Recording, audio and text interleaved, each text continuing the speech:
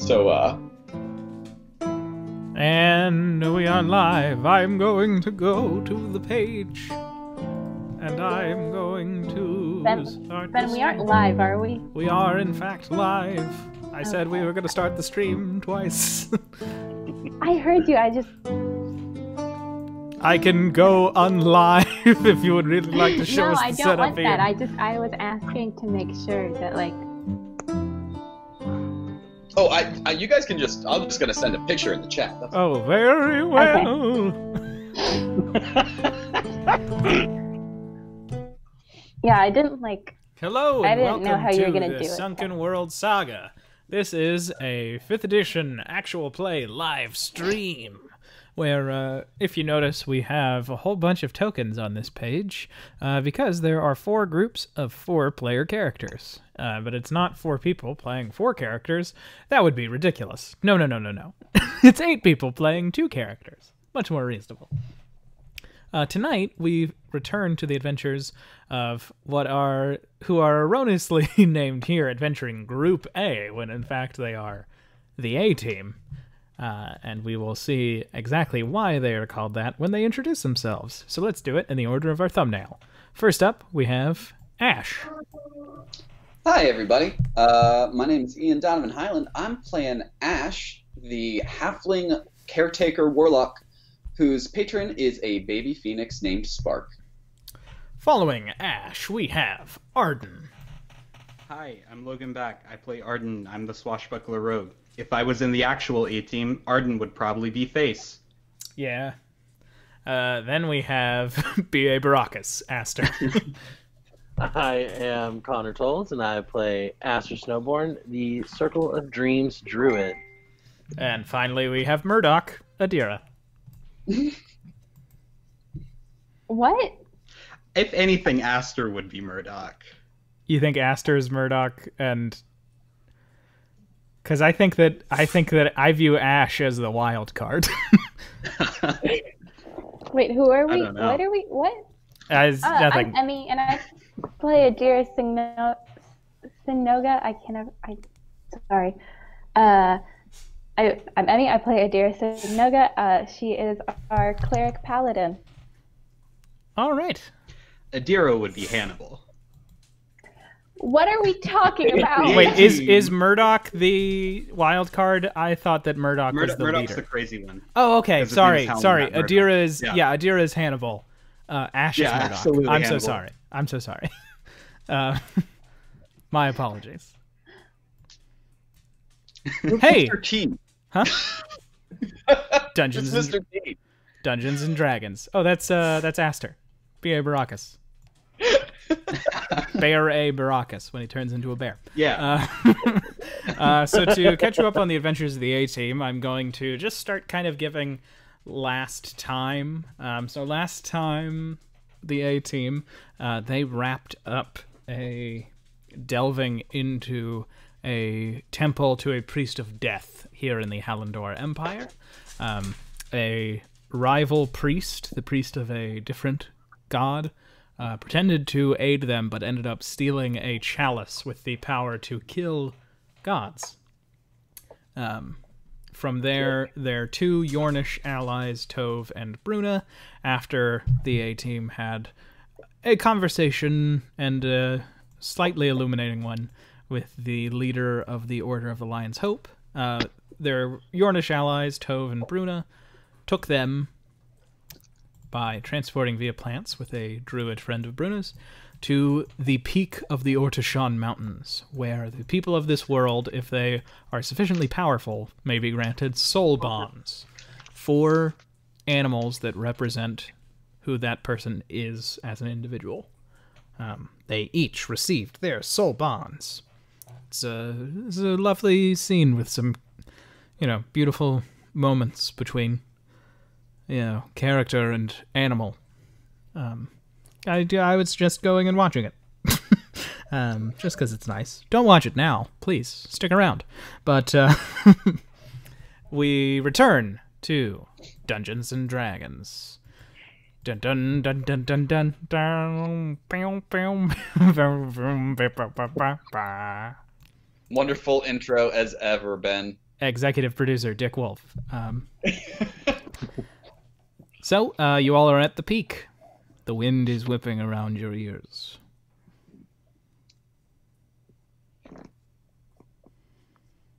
Well, Bruna kind of shuffles forward.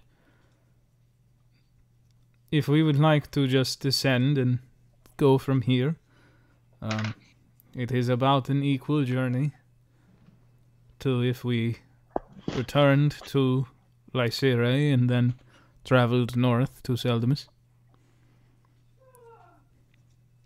Great. That sounds fantastic. So, you would like to go down the mountain instead of going back to the city? Wait. You do realize we have 2 horses and a carriage, right? Yeah, Charlie and Biscuit are kind of a big deal. Oh. And Tov goes, Yeah, we've left them right. behind before. Let's go. We'll go back through the plants. Sure. And you all make the trip back down towards the platform that you're on with that large dead tree. Bruno walks up to it and knocks it twice really fast and then once like really hard. And after a few seconds, that same sort of portal of light appears, and then you see through it the other side of that garden in the city of Lysere, and you are able to go through it. But as you go through it, we're going to have a flashback to the night before, in a certain lavish inn that you all had decided to stay in. When executive decision time. Who's going and talking to Aster? 5, 4, 3, 2, 1. Who is it? I'll do it. All right, Arden.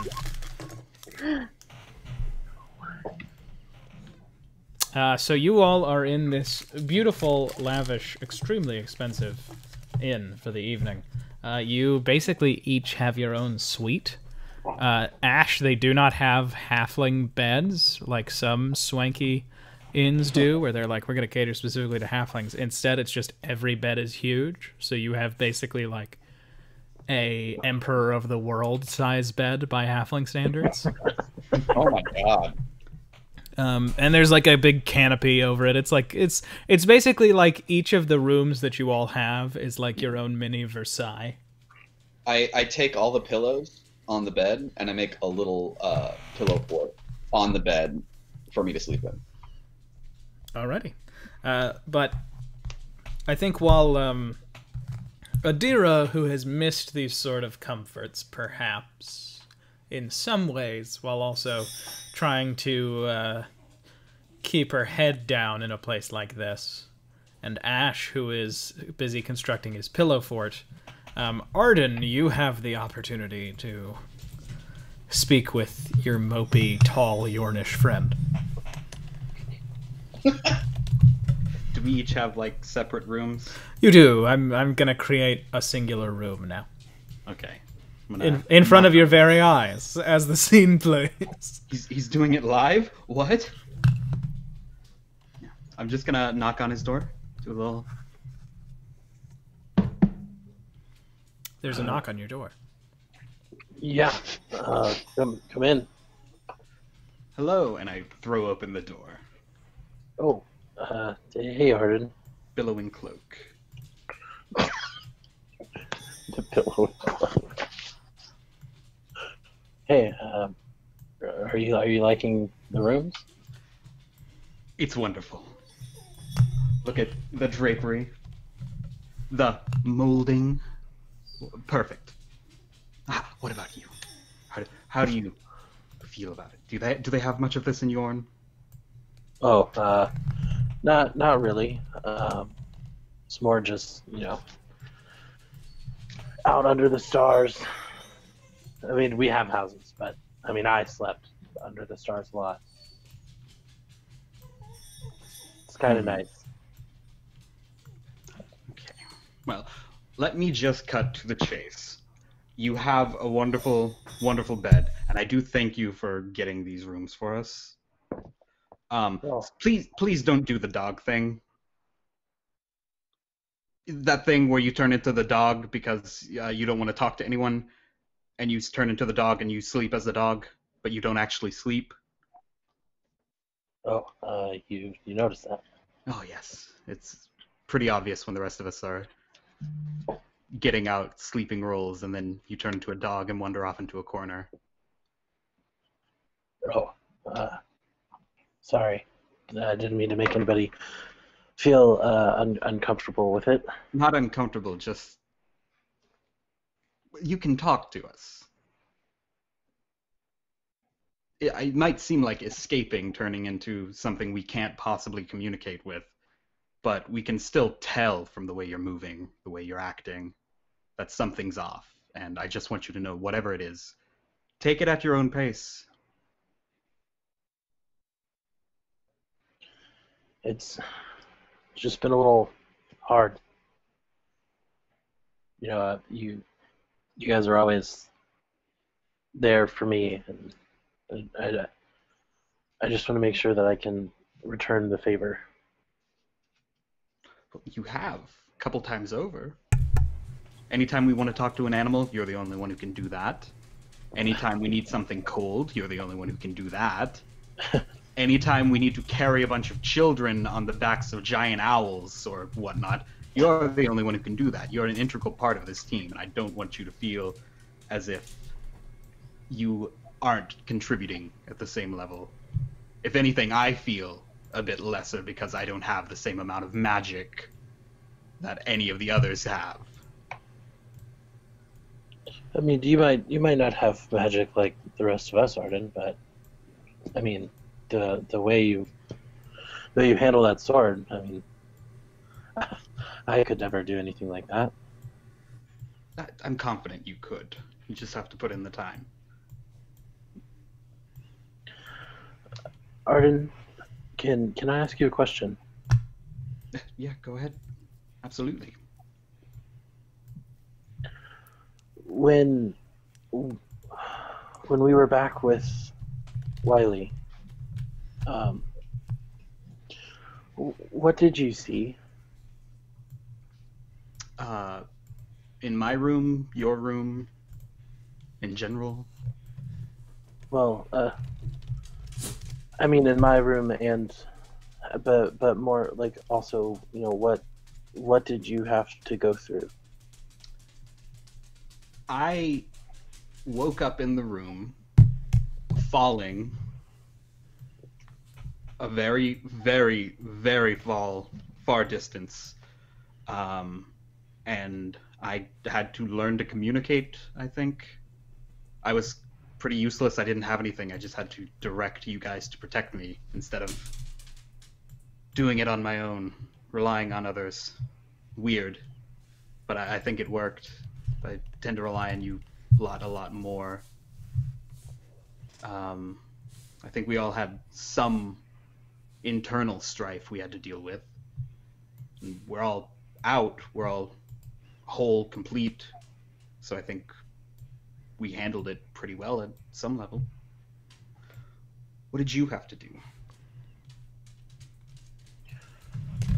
Well, it started out, you know, kind of nice. I woke up. It was extremely cold. It's very comfortable for me. But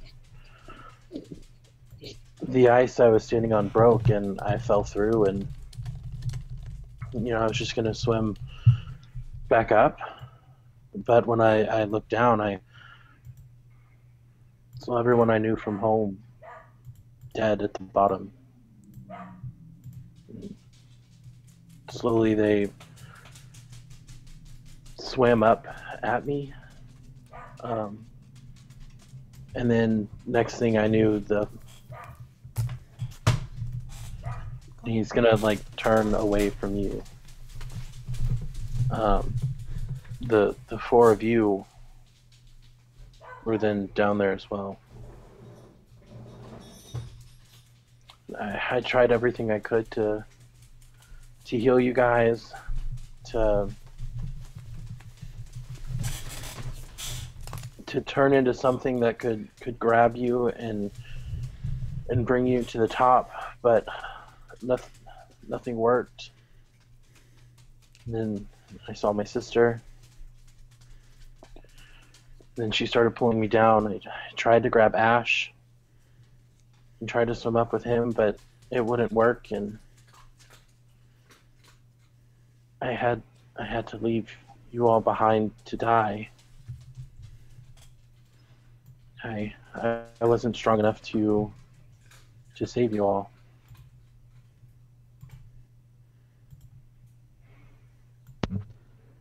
I don't think it was that you weren't strong enough. I think it was just that situation itself was tailor-made for that to be impossible.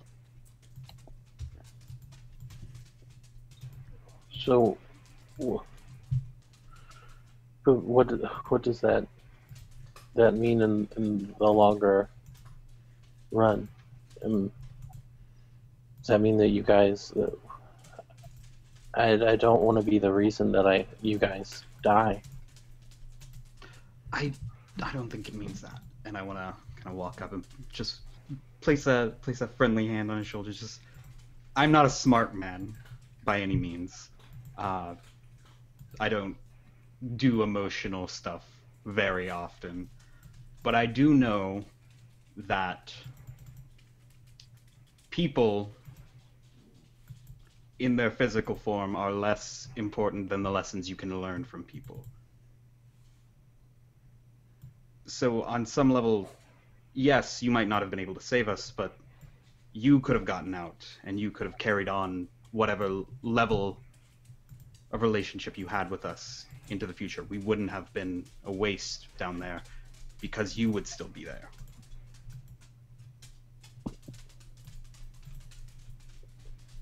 I can't really speak to it because I didn't see it, but you're out now. We're all not dead. And whatever that's worth, we can try and keep it that way. Yeah.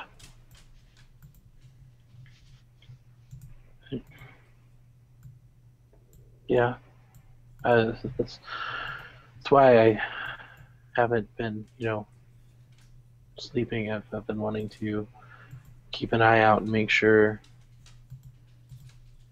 I've been wanting to make sure that what I saw down there doesn't come true out here. At first, I thought it was real.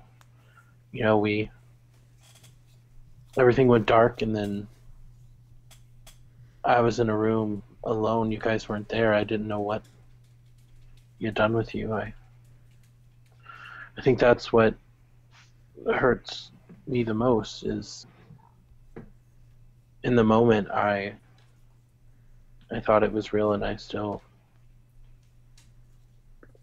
decided to leave you guys behind. I think you decided to live. You didn't leave us. From the sound of it, a lot of people were there, a lot of people close to you, and it would have been impossible to save all of them.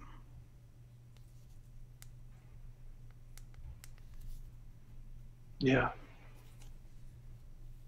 So, that's why I was, when we all appeared in Adir's room, I was so happy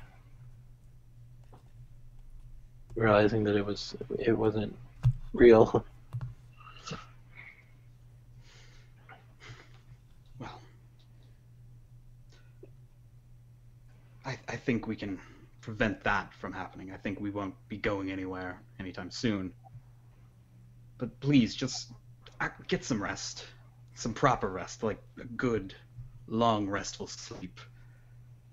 You have these bags under your eyes, and they're getting worse every time you do the dog thing. And I don't know if that's still like part dog or just tired Aster, but please.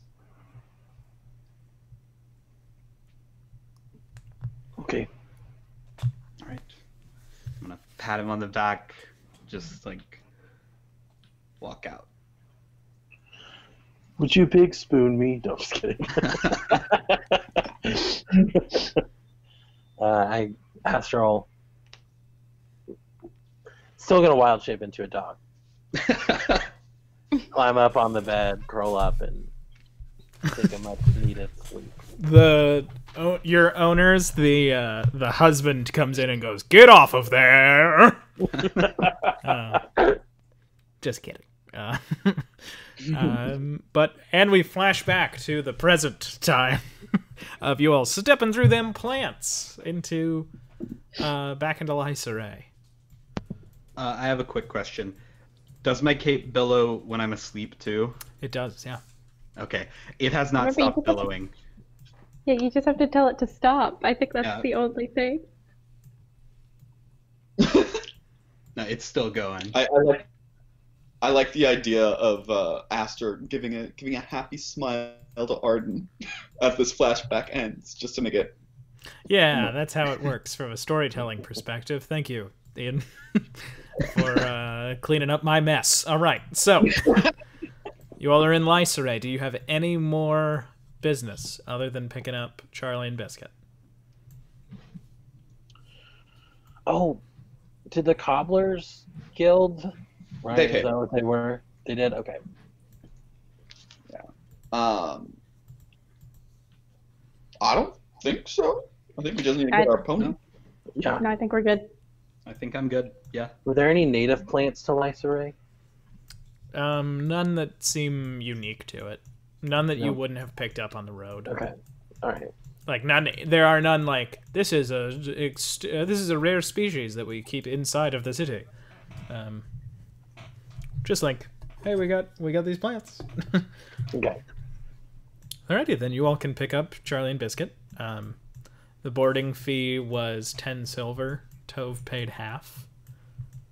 But when you all look at Tove, you realize that he has, like, Bruna has actually new armor. I haven't mentioned it. Tove doesn't. Like, Tove is in the same ratty ringmail shirt and just has a super battered shield, and his sword is really good. Like, his sword seems really well made, but like, so he just kind of looks at you when they say there, and the other 5 silver. Tove just kind of like looks at you all. That's his bloodhound. His bloodhound is still with him, by the way. He has kept the bloodhound with him. Yeah. I'd put out 5 silver. All right, there we go, 10 silver. All right, thank you for boarding your horses and your cart. You may leave. We've left you a few complimentary carrots for your horses. I want to just really quick, ritualistically cast Speak with Animals and make sure that they treated Charlie and Biscuit like the royalty they are. Yeah, they, weirdly enough, they treated Charlie really well. They treated Biscuit kind of bad. Oh, no. I'm just So we kidding. have to I don't kill know this what that would man look then. like. Yeah. I don't know what that would look like. They treated both of them like horses. They both had their own stall, and they both got to eat, and they both got to go to the bathroom. Okay, great. That's all I needed to hear. Those are the only things a horse needs. Wow. We Yeah. got them all. I'm gonna give Biscuit some like extra oats because Charlie got treated better. Okay. Give him a little extra snack. I think it's also wait. They treated Charlie better. I was just joking. They were treated the same. Oh, Okay. you can't play with my emotions like that, then. All right. Okay. Yeah. I think we're good, and we should head out to Seldemus or Seldemus. I think it's Seldemus. Seldemus. Okay. You'll travel through the northern gate. And you have a long journey on a winding road. You're aware that it will be a few days at the soonest that you can reach Seldemus. Let me pull up my map. And that you will have to cross the largest river through... This map is not to scale, by the way.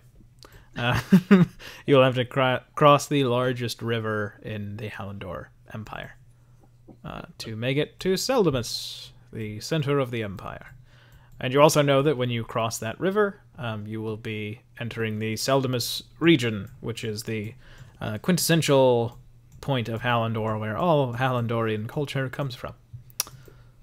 So, You continue on this winding road. Does anybody have any conversations they've been meaning to have with each other? Anything they've been meaning can we to be do? writing on? Can we be writing on our like spirit, our soul bond? Yes, and you notice, Ash, when you are riding your Highland cow, Yes, that it seems like this cow is faster than a natural cow. Oh. And with the way that soul bonds work, if that cow was not like at your side, like not called to you in the moment that you decide to call your cow, it would be the speed of a normal cow. But since you have it, it's like a really slow horse. Yeah, I think I'm like sitting on its head with my hands on the horns. Yeah. All right. Nice. Eating it like some fruits that we like find along on the road. Just giving it like apple. Yeah. Adira is the one I think, and probably she's taking turns with Arden and Bruna and Tove, but she's guiding Charlie and Biscuit. She's just being like the stagecoach. Yeah. And probably they have to stop a lot to let Ash catch How slow is a cow? I've never seen a cow move fast, I will say that. I just don't. I don't see a cow and think speed. You know. Yeah. And like you can outrun a bull if you're far enough away from it. You know what I mean? Like I don't think they have stamina or speed. I mean, Oh no, cows actually are fucking great for pulling carts because they're strong and they got tons of stamina. They're just slow. 25 miles an hour is their max. Compared to 55 miles per hour. Yeah. Damn, that's slow. That's human speed. Yeah, I could beat a cow in a race. I have several times. Yeah. I was in the Olympics for cows. I don't want to talk about it. Wait, what? I would like to talk about this. No, it was a very mean prank that was pulled on me. Where? So you were in the Cow Olympics? Yeah, I was 17, and all of the girls at my high school were like, "Let's make fun of Ben by putting him in the Olympics," and I got super excited. And then I got there, and they were like, "It's the Cow Olympics, the Olympics for cows," and they made me wear a bell the whole time. I won the race. I have a gold medal, but It wasn't fun. it wasn't fun. No, and also this is all a joke. To clarify, no one. I wasn't bullied in high school. So you're on a winding road. You notice that Tove and his bloodhound keep like darting off into the woods, like that you're passing, and then just coming out, and like you'll just see like a stick whip out onto the path in front of the cart, and then that bloodhound just tears out and picks it up and trots back into the woods. And it's a fun little, it's like a peaceful ride. So what are you guys' soul bonds' names?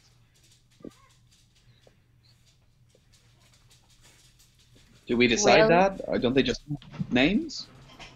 I mean, this is Edmund. Adira like gestures towards Edmund, the platymal in her fancy new armor. And Edmund just pokes his head out.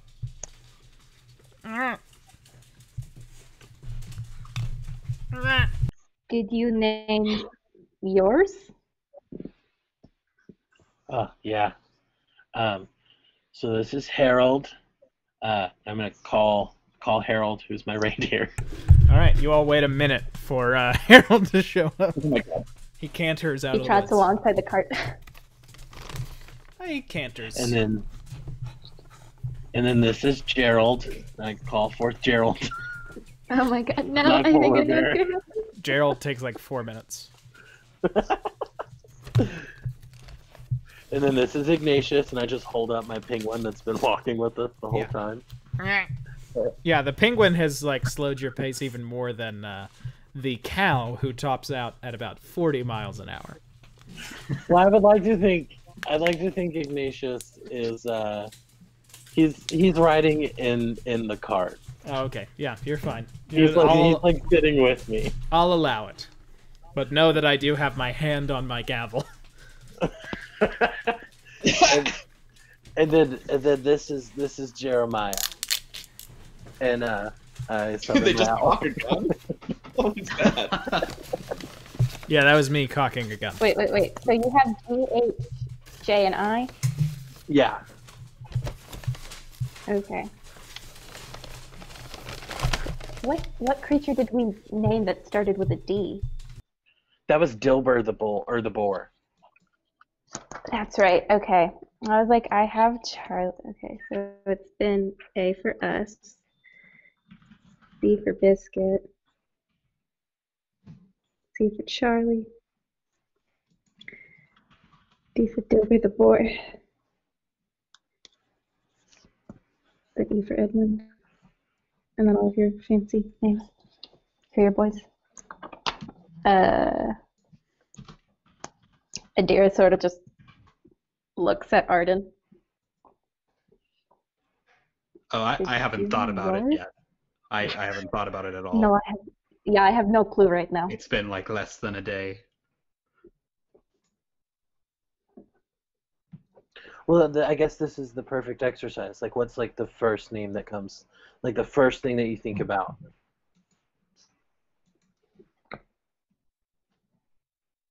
Letter K, go.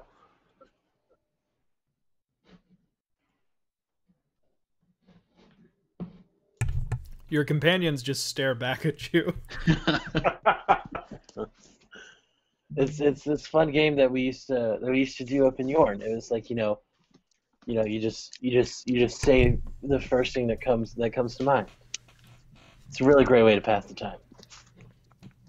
It's Bruno actually walks how we name over. our children. Bruno walks over. What are you all talking about?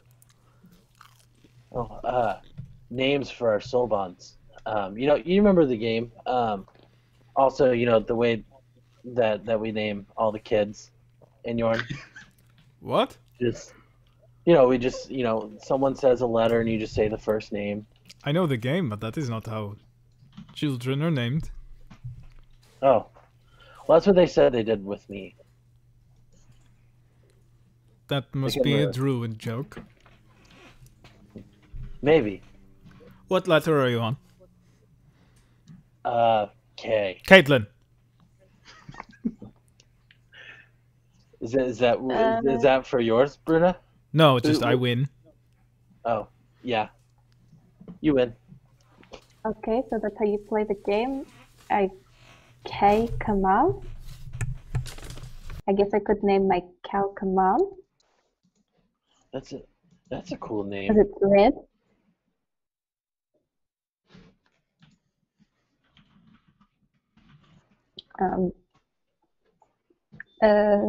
Ash, you go next.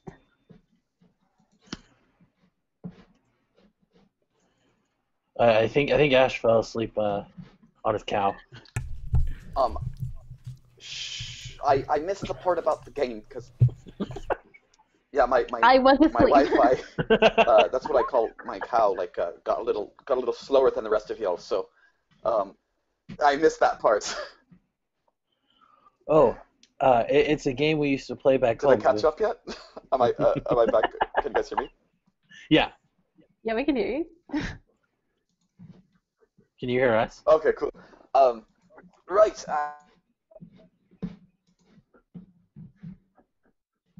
Oh, might have dropped Did again. we lose you again? It's just sometimes these cows are so slow. Maybe I should just get on the cart. Can you what is speak going on? closely to your microphone? I don't really.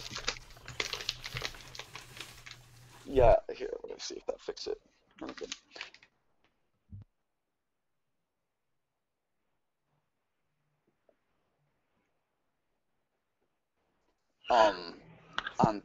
This guy here Ash, just get is to the start. you know what? I don't know. I feel like these animals need a name. They need to name themselves. That's not. I don't know. Oh, I mean, I'm just a little stressed out because I keep on falling so far behind. Well, you said you missed the rules of the game. It's just, we say a letter, and you just say like the first name that comes to your mind. That How- Oh, okay, all right. with So that what's letter. How so about give me a letter then. We're on L. Lucian. Um, That's the name of the stag. That's it. I have it.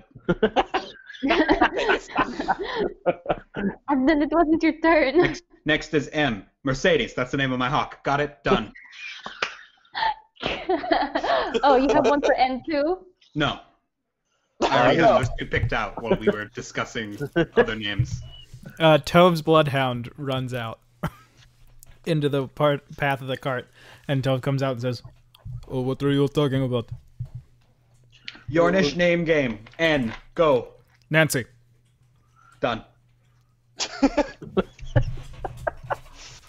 I'm Oh. not naming anything of my Nancy. Oh, is this for your animals? Yeah. Oh. Well, I mean, then you should think about the names for a bit then. It's a lot like naming a child. You want to put thought into them, not just the first thing that comes to your mind. Nisha. That sounds like a good point. My owl will be named Nisha.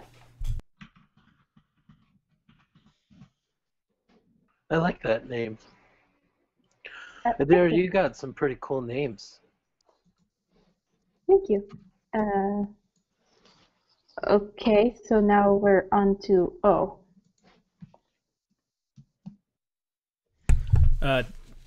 I was muted, but Tove immediately said, Orenthal, and then walked back into the forest.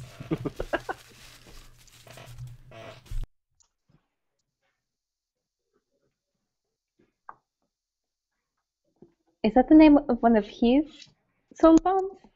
I know. I don't know. Ash, do you have anything yet? Um, give me a letter. Oh. What letter are we up to? Oh,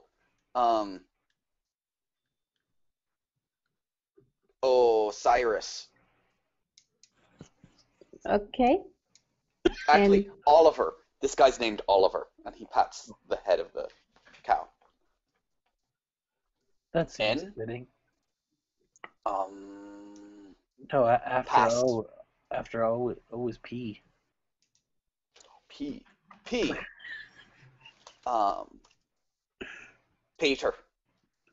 Peter. Who's I don't like this game. It's stressing me out. There's a lot of names out there. We'll come back to you. So wait, which one's Peter? Damn it. I don't know. And this scene fades into scenery passing us by. There are large, rocky crags. You can see in the distance the looming Ortishan Mountains now coming into view. It basically cuts the sky. It goes so high you can't see the peak from where you are. We play I Spy, and Arden picks the mountain every time it's his turn. Soon it fades to night. You are close enough to the river that there isn't really a clear point that you would be, like, you haven't passed any really easily defensible point. So Tove and Bruna seem pretty, they would like to keep going until they find one. And so your cart sort of ambles ever forward in the night until a little ways off the road you can see there is a fire. A small campsite. Maybe it's the priest. Probably not though. Probably someone else. Ian, can you speak up just a little bit? Yeah. Let me see what's going on. I'm gonna check my. Oh, it's because it's on my phone now. maybe it's just the priest. Maybe, probably not though, right? It's probably not somebody else. Maybe it is. Hey Ash, I have a pretty good connection with animals, and I can talk to them. You seem to have like your way with fire. Can you talk to like fire or something? Fire's like heat. Animals have like brains and stuff. Fire's just things are hot, I think. Am I wrong? Is that something? Is there more to it than that? Spark shakes his No. head. You don't need a brain to speak. I've seen ghosts speak. Ghosts don't have Which brains. ghost have you seen speak? Wiley was a ghost, right? No, No, why is it like a spirit? Same thing. they're not. Anyway, Anyway, let's just go check it out. Whether it's the priest or it's somebody irregular, it doesn't. We could just pass by and ask. We could share the fire. It's not like they could really. True. Wait, let's just go. Unless it's a lot of people. We're not in Yorn, are we? Nope, you are still in. Okay. You are not very close to it yet. You are less than halfway through the Hallandor Empire. Okay. chonky horses. Look, there is not a great way to convey a horse that is 10. You know what it would look like if it wasn't wide? It would look like this, which is not a horse. That's a cat. That's a cat. That is the biggest fire. That is 1, 2, 3. Yeah, 4. there's a very big fire. Fuck. So Well, Ash, like, you can take a bath. honestly, that might even be too big a fire for me. That's huge. Is it a building? Is that like a building that's on fire? Nope, it's just a very large fire pit, again to convey size. It's not actually it's not actually Not 20 to feet fail. wide. It's just very, very big. Okay. It's a chonky fire. Look, if I shrink it at all, it Chunky looks like a cat. chunky fire. All right, yeah, I'll approach these guys. I'll walk up to them. Okay, Do does they look- anybody go with Ash? Yeah, I'm gonna go with them. Do they look dangerous? So looking at them, you can tell that one of them is a man of the cloth.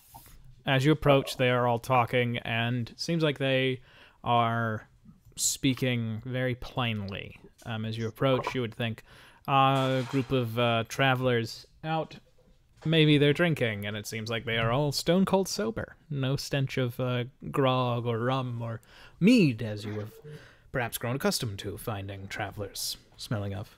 But there is clearly a man of the cloth, and there are these two men in incredibly thick coats that look like farmers. They look like they've been, working the land since they were young.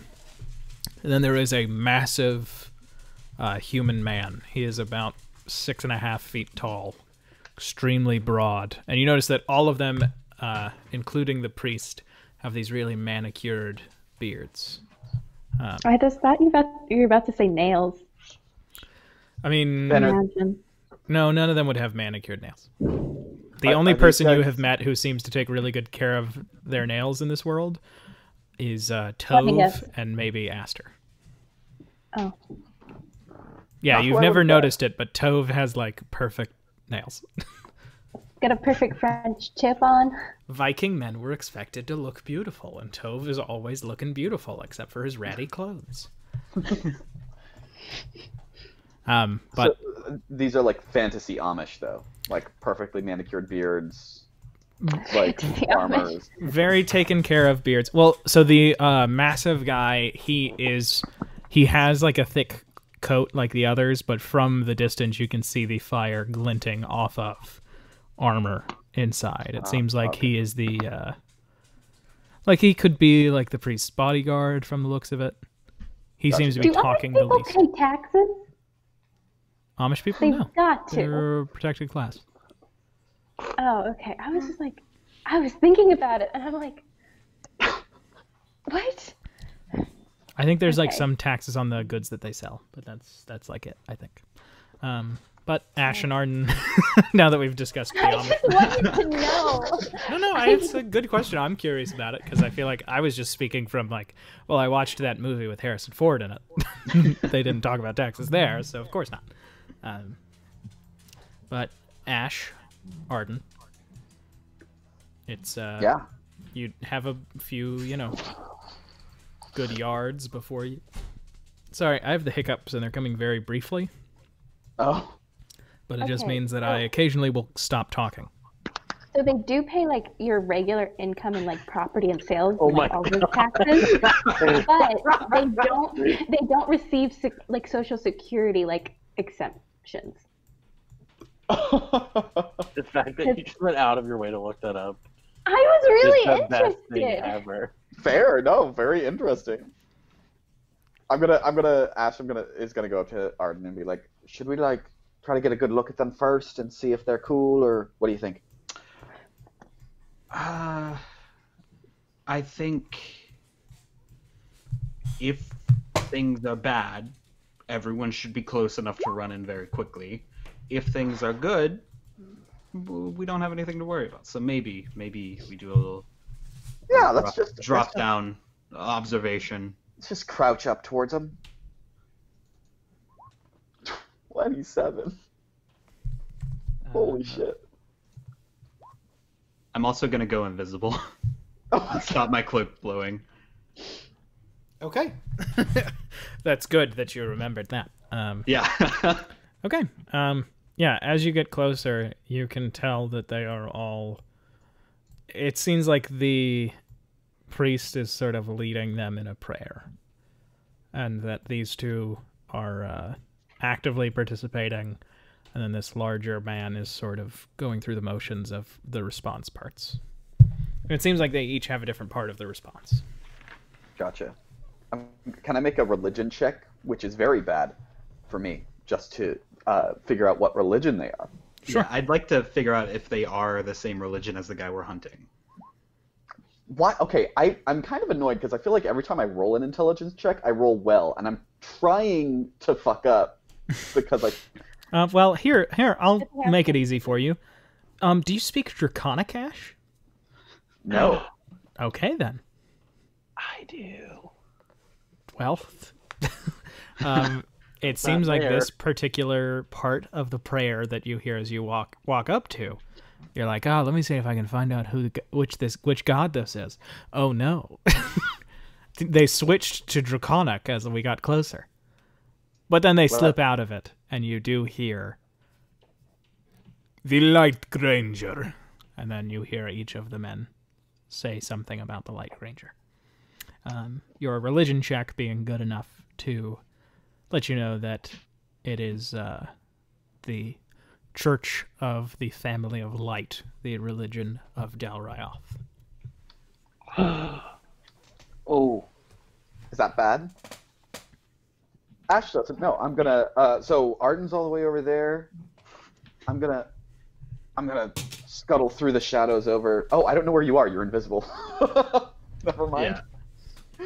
I'm gonna turn next to me because I assume that's where you are, and say, they're called They said something about the Light Ranger. I think that's like the religion of Dalryoth, right? That's like the whole place.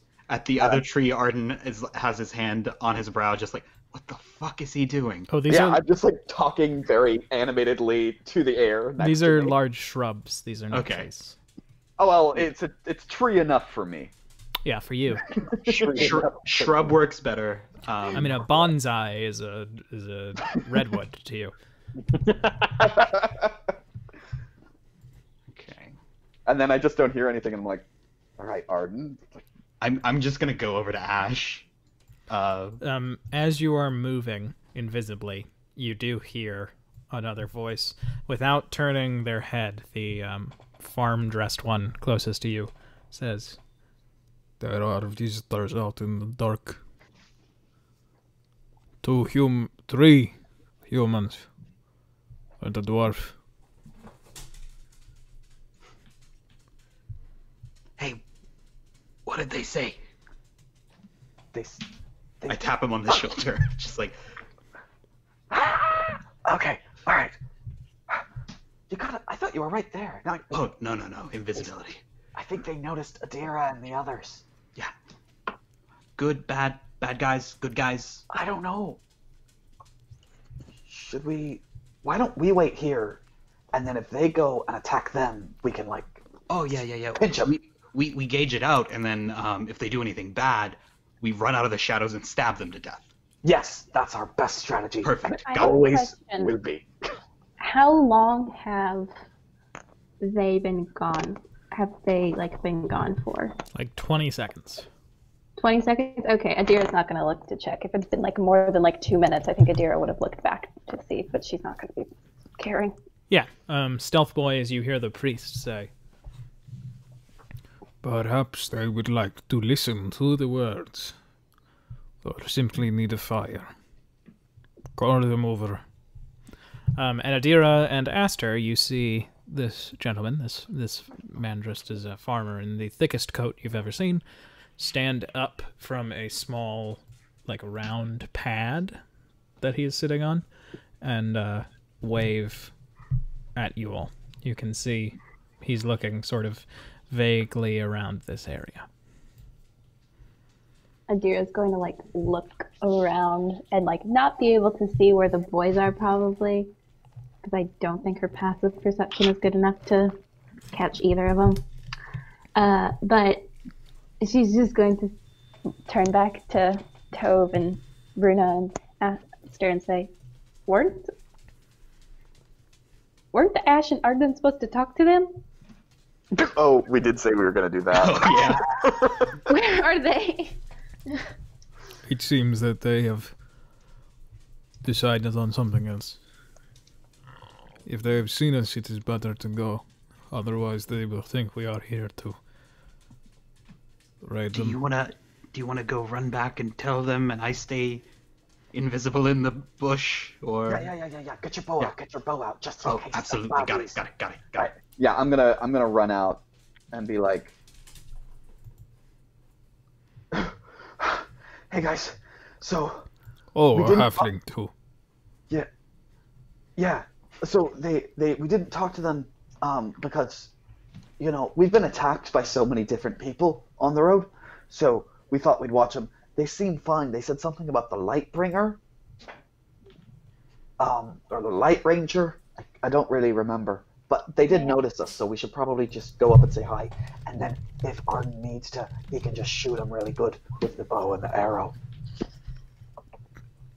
What do I know about the Light Granger? Yeah, well, you know that her name is the Light Granger. Great, thanks. I rolled a 16 on religion, but whatever. No, I was just saying you would be able to correct Ash, and then I was going to tell Okay. you more. Okay. Oh, now I'm not gonna. No. You are aware that they're in the Dalryothi faith, the faith of the Family of Light. There is the Light Father, the Light Mother, the Light Smith, and the Light Granger. The Light Smith is the husband of the Light Granger, who is the daughter of the Light Father and Light Mother. The Light Granger is the source of agriculture, gathering, and hunting in the world. She is basically the provider of all sustenance. She created the water with her tears. Like that's And with my roll, do I know whether they're like a good aligned or like what sort of alignment they are?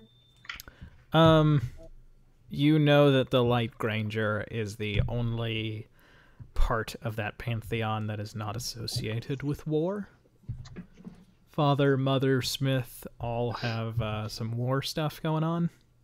Mm-hmm. The Light Granger is, if you'd like to make a history check, I could tell you something you might know. Fine. 19. There we go. The Light Granger, there is a theory, because you have been a part of a few different religious studies in your time. There is a theory that the religion in Agjum, which just worships the light, that's what they call it. There's a theory that and what became the Family of Light have a very shared like have a ancestor that they share, and that most of what Agjum kept from that is basically all in the Light Granger. Okay. So probably good. Okay. You mean the Light Granger and that's a good sect of the religion from Dalaroyoth. They're not as war heavy.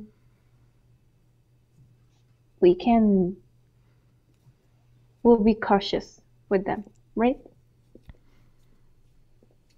You can't trust anyone from Dalrath. No, you can't.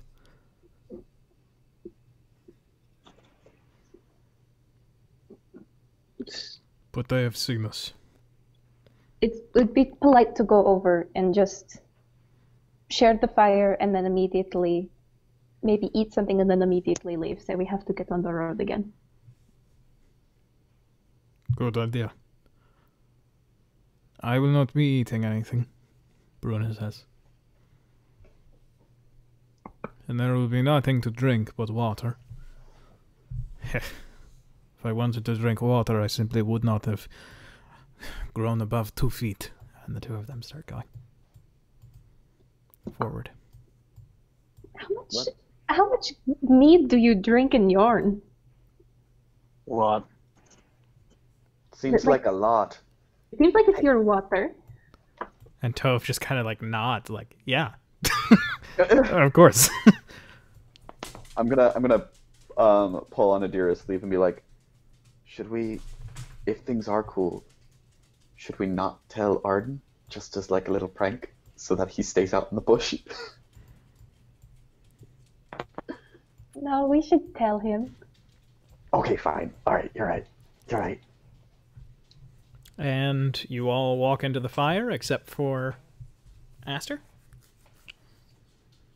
I'll walk up. Okay. I'm keeping an eye on. Yeah, the farmers and the priest seem equally like welcoming when they see you all approaching. You do notice they all clock Tove and Bruna. Like all of them, priest included, do take a moment to register. Ah, Yorn people, Yornish. Particularly this warrior, who, now that you all are closer, you can see that he is sitting on one of the pads like the rest of them, but he has this large... It looks kind of like a long mallet, but it has like a iron warhammer head is next to it. But it's like a super long warhammer. It's more of a maul. A Darth Maul, if you will. No, never mind. Oh my god. But you all approach, and the priest stands up and sort of dusts the back of his legs off. Ah, hello, travelers, like ourselves. What is your purpose for being out here so late in the evening? You do not Traveling. seem... good reason. You do not seem to be of this land either, at least not by how you are dressed. Well, no, I don't think any of us are. Adira shakes her head. Well, then we have something in common. Have you eaten? We have just finished, and you notice that on the other side of this massive fire, the priest seems to have been working a pot of soup. No, we haven't. Not yet. Very good, and we can share food together. And the priest slowly begins to serve everyone. Bruna does not take the soup. Tove does not take the soup. I don't take the soup either. I'll take the soup, but I'm not gonna eat it. Adira does. I think she's gonna. Is there some sort of check she can do? Yeah, See if it's like good or not. make a survival check. Cool. Not something I'm great at, not something I'm terrible at. 11. Didn't do much. There is no recognizable toxin to you. And you do notice that the farmers, the warrior, the priest, they're all eating. Adira is going to look to Ash. And I'm gonna. Ash is gonna be like, "Yeah, let me try this soup. It smells. Does it smell good?" It smells great. I'll tell you what type of soup it is when you eat it, if anybody eats it. Yeah, I'll take a sip. 'Cause Oh, I gotta. it's a potato soup, baby. Yeah, Adira takes a spoonful. It's Does potato it? soup. Do I feel like I got cramps or anything? No, it's got... A lot of rosemary. You know what it's got in there? It's got a little bit of cheese, a little bit of onion, a little bit of bacon. Sound like a good soup. Huh? I'm not gonna lie. I got soup. What? I Have got you never soup and had... I'm out in this bush. Hold on, Ian, have you never had potato soup? No, I have had potato soup. Oh, okay. I'm saying the way you're describing the soup sounds It's making good. hungry. Oh, yeah, it's a Yeah. very good soup. I was about to freak out because I was like, do people in New York and California not know about Potato soup? potato soup?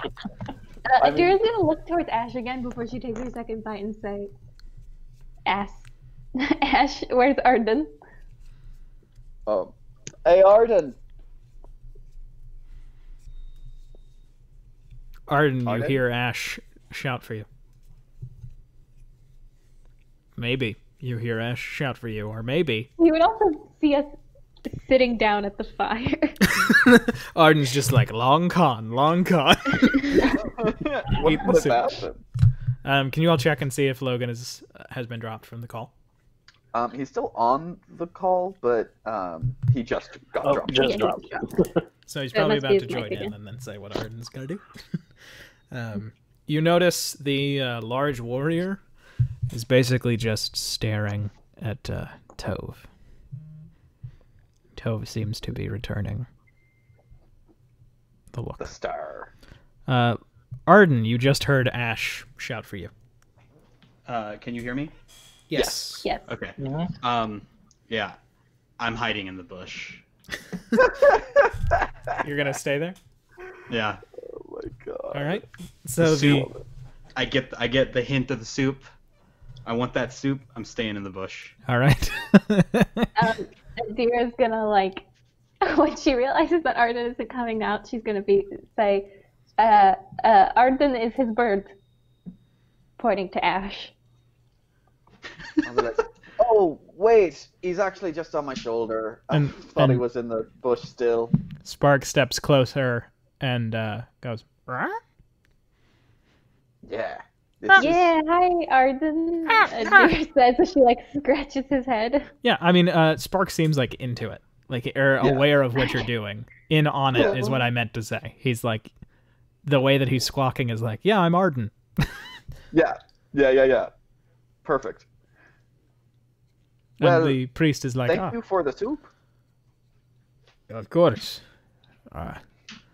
Tell me, you seem to be a motley crew. 3 Yornish. He kind of lets the Yornish fall out of his mouth. One from... are you from Dasero? Halfling? No, I'm Phil? not from Dossero. Actually. Alright. One of the islands, then. Yeah. Alright. And, you, miss? You are from...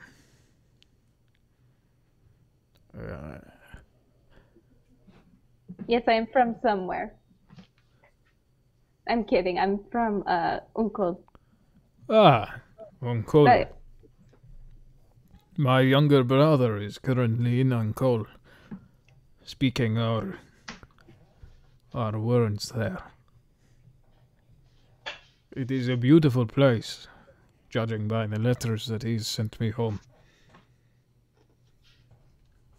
Adira's gonna look down at her empty bowl of soup, kind of longingly. Oh. But It is. How did you find each other? Are you mercenaries?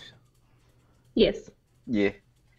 We tried to unionize, and then they killed everyone else in our union. And so we just kind of started working together, and now we're just a really small union. The big warrior, the other two Ryothi farmers, you watch as they like spoon into the bowl, blow into the spoon, take a bite. Big warrior just lifts the bowl with his hand and basically just gulps the soup down. Lowers it. Looks across at Tove.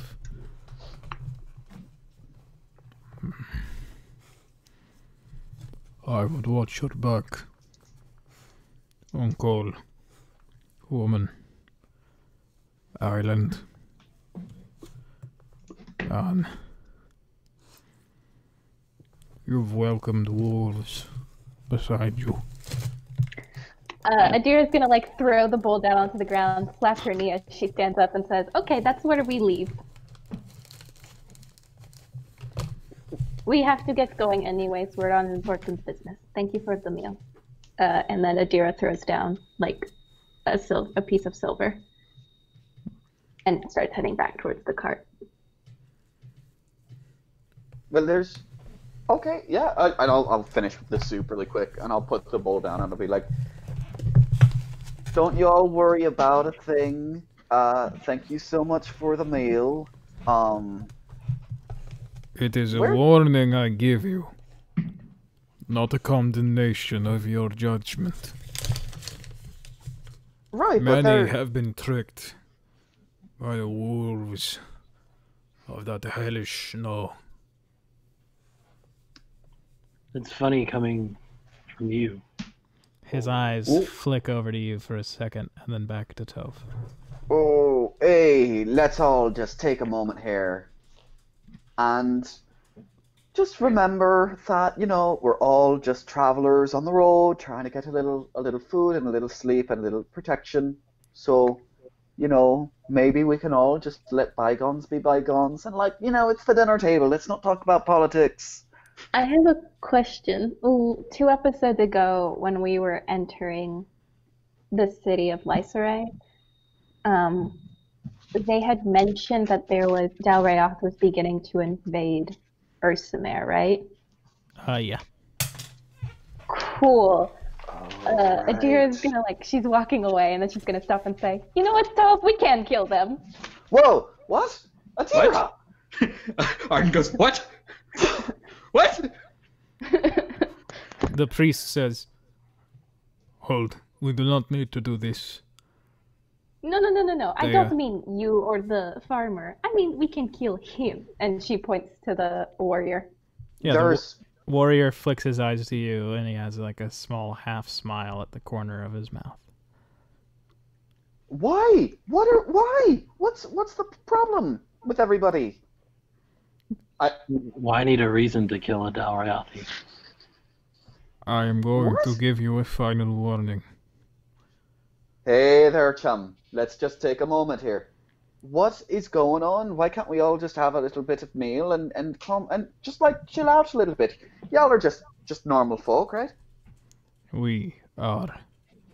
I thought You said too. we like in French. I was like, I am Russian French, it happens.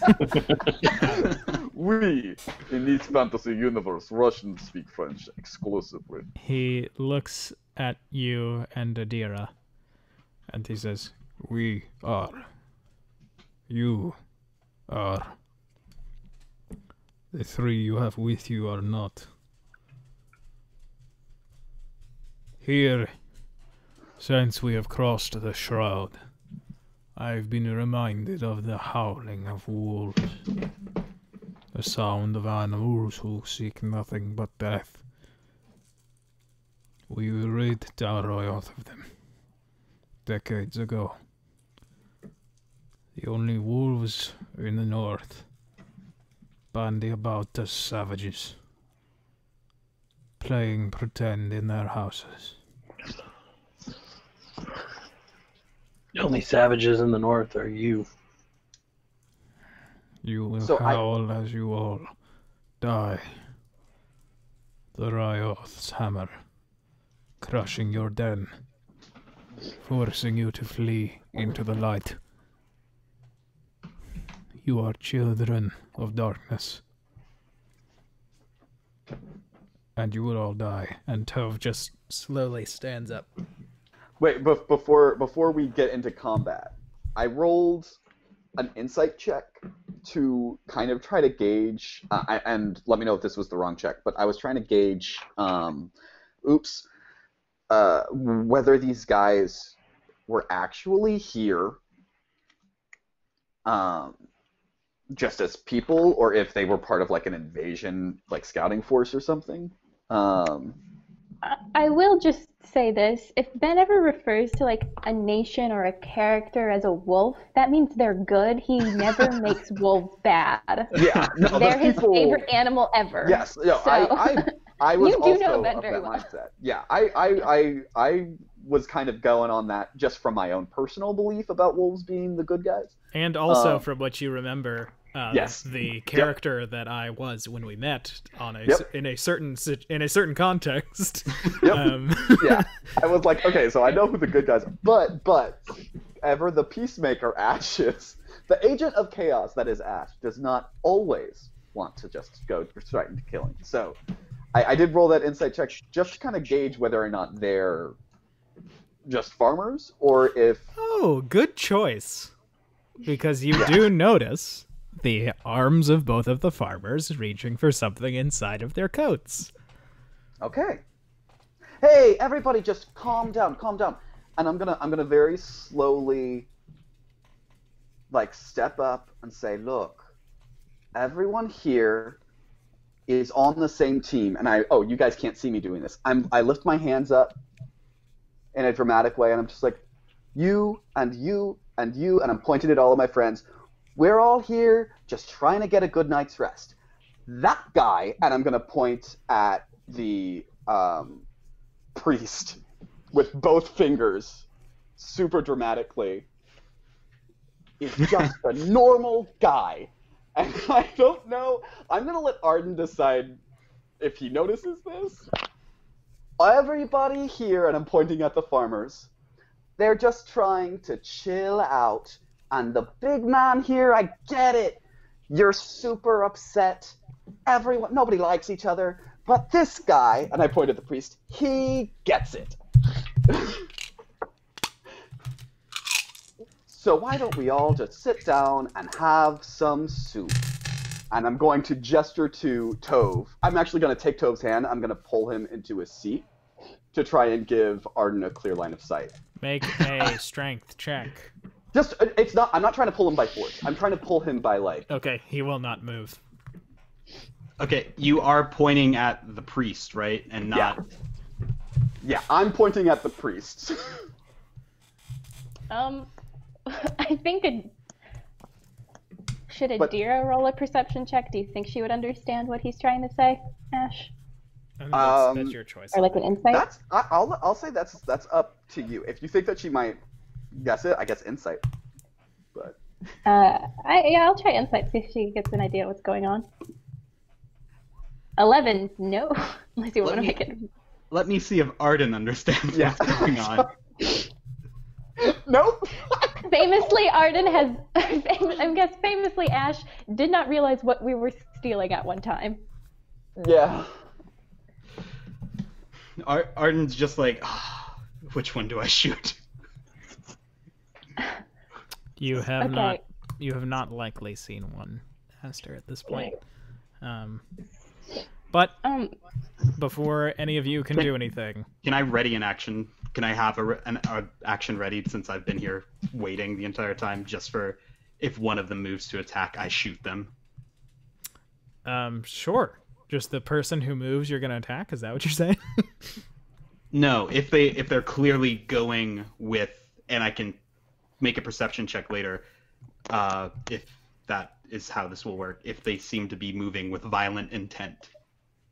Okay. Well, the people who start to move with violent intent are not the Del Ryoth. They are Tove Okay. and Bruna. Basically, in one instant, almost as if it was coordinated, Tove just leaps into the fire and Ooh. starts tearing through it, drawing his sword as he goes and reaching the warrior. Bruna just shoots up towards the farmer. I shoot that guy. Okay. Can you roll an attack? Yeah, he's in range too, so would I get advantage? Yes. Nice. Hell yeah. Get that sneak attack. Yeah. Please. Bonus action to hide, Oh, fuck. and I'm gonna pop back over like here, just to move a little bit. So actually, here, so he's like fully in my line of sight. Sure. Got it. That's my turn. That's it. Okay, Tove and Bruna are both charging at their folk. Tove will hit, and you all notice as Tove is moving through and his old ratty should. clothes are burning around that ring mail, you notice that it seems like he barely registers the fire as there. Interesting. Not like willpower, just like, I am fucking, this is fine, this is normal for me. Okay.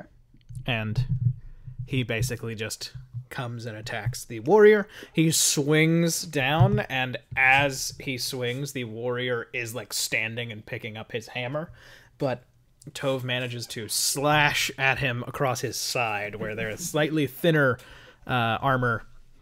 As his coat strips, his coat is cut to strips, and it slowly drops one half of it, and you can see that he is in plate mail. Bruna attacks. Yeah, Bruna hits. Bruna. Ooh, Bruna does minimum damage, which is still a lot for Bruna because she is a dwarf. Okay, everybody, please roll initiative. Dun, dun, dun, dun. Nice. Oh, good. Wow. Doing some good rolls, boys. Great work, team. Wow. Yeah, woo! I think this is the highest initiative this team has ever gotten. Just like Yeah, average just out. collectively. Collectively, absolutely. Yes. Like, normally it's like one of us and then 4 enemies, the rest. Yeah, right now, well, if it wasn't for one enemy having a 16, you all would own 19 through 15. Yeah. Which is the one that has a 16. I'll go kill him. That way we do. It's the warrior. Damn. It's fine. That Okay. makes sense. Okay, so we are in combat. Hey, Ash, it is your turn. All right. Ash kind of like shrugs and draws the scimitar of speed and runs through the fire as well. Do I need to roll like a damage check or something? No. Okay, cool. Oh wait, And, you don't have immunity to fire damage, do you? No, I don't have immunity. I have resistance. Oh, okay. Then yeah, just I'll roll it. Okay, you take half of 5. You take 2 fire damage. Okay. All right. So, yeah, I'm just gonna run up to him and I'm gonna start wailing with the sword. I'm just gonna start cutting at his legs to hurt him badly, I guess. Okay, the priest. Okay. Go and roll an attack. Oh fuck! I don't have that weapon. It's a plus. It's just a +2, right? It's just basically just a +2 Yeah. weapon. Yeah, I can pull it up. Yeah. Yeah, I think so. Yes. You can also make an attack with it as a bonus action. Oh, cool. Okay, yes, that's the main thing I remember. So yeah, I'll just attack twice for now. Well, one probably doesn't hit, but it is a priest, so I don't know. Do you not have? Oh, it's not your packed weapon. It is my packed weapon. 12 hits, yeah. Oh wow. Okay, so that's 13 slashing damage, max damage Yep. on the first hit. He is bloodied. And I think I'm just gonna knock this dude out. He was the one trying to keep peace, so I'm just gonna cut him and then try and knock him out with like the blunt side. Just to be clear, you wanted me to shoot him or not shoot him? I wanted you to shoot him because Ash thinks magic is scary. Yeah, I was leaning on shooting him, but I didn't have a clear shot, so I shot the other guy because I don't trust men of cloth anymore. Exactly. So 26 to hit, and then 10, I guess, blunt damage. I try to bash him. It would be slashing, but you're slashing him across the artery right next to the femoral, which is the sleepy sleep artery. Okay. Yeah, I'm trying to just put him under. Yeah, and you do. Okay, cool. Unconscious priest, baby. Yeah, and then No more healing. I'll run over to this guy, and I'll use that bonus action to slash at him. Sure. 13 misses. Yep, it does. Cool. I'll say, He just basically turns that mallet and just bashes the scimitar away. okay. Oh, and by the way, I put the scimitar of speed into your... Oh, my inventory? Yeah. Cool. I didn't know that you could do that. Yep. Drag and drop. Yep, drag and drop. Okay, next up, Arden, it is your turn. Yeah. I'm gonna shoot that guy again. Is Adira in the way, or is that just clear enough? If you got a nat 1, it could hit Adira. What about if I move here? Then you're good. Okay. Let me show the viewers at home. He moved there. I moved 5 feet. So yeah, I'm gonna make another short bow. Oh my The god. bow just breaks. No. Just as you fire, your hand snaps wow. back as your arrow flies like way overhead over here. And your hand snaps back, and you knock all of the arrows out of your quiver. Oh my god. God! I toss it to the ground and I pull out my sword and I bonus action dash and run. Yeah, sure.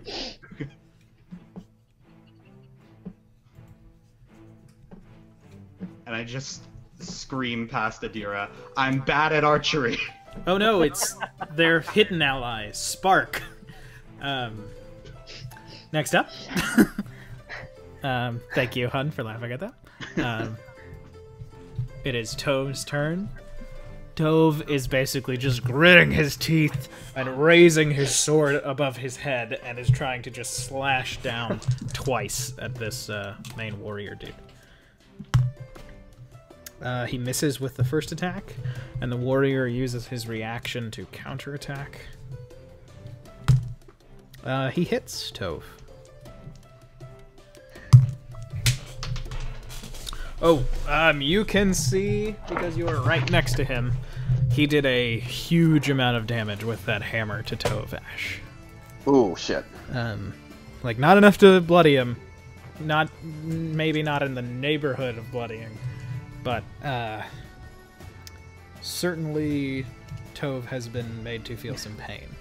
Gotcha. And then Tove is going to just grit his teeth again and swing once more. This time he is trying to just cut him right across the stomach. That one just barely misses. Okay. Next up in the order, it is Aster. I am going to... I want to cast Thorn Whip on this guy. Oh shit. And let my hit button. Nice. 21 Yes. for 12 points of damage. Jesus. And I'm good gonna job. pull his little bitch farmer ass into the fire. Well, okay. So when your thorn whips around him, you can feel that he is very large, even for a farmer. And he begins to shrug off the coat as you pull him. The coat slipping away from your vine. And you realize that beneath that coat he is wearing some studded leather armor. And you are not looking at a farmer, but a scout as you pull him into the fire. Whoa. You're not to say he wasn't allowed to pull him into the I fire. know, I was like, so lame. What? No. I don't believe there's a check involved. Does Bruna get an opportunity attack? Well, no, he it's didn't only give out. when it's the thing about attacks of opportunity is it's only when someone uses their movement. Okay. Yeah. No, actually, that's not true. She does get an attack of opportunity. I'm pretty sure it's just when they move. Oh yeah, because Yeah, it's I because was it's not going working against it. you all. You all are pretty sure that it's. I'm just joking. I double checked and I was correct last week or last session that we played. Wait, Yeah. really? When Yes. you get pulled Yeah. out? Yeah. If you get moved at all, if you move out of range, they get to make an opportunity attack. So Ash might have lost. Is the important thing to remember. Yeah. Oh God, yeah. I don't think that's true because repelling blast would be so abusable. Well, that's Oh, it is. That's why you want to take stuff like that, because then you get to basically say like, oh, and my the weapons, the martial characters, they get to basically just become a funnel of death. Yeah, she attacks him. She does a good amount of damage. And you pull him into the fire, so he'll have to take that fire damage. Can you roll 2d6? Yes, I can. Damn. Okay, but Six. he takes 6 points of damage, fire damage. He is on then- fire, and he is bloodied. And I am going to bonus action.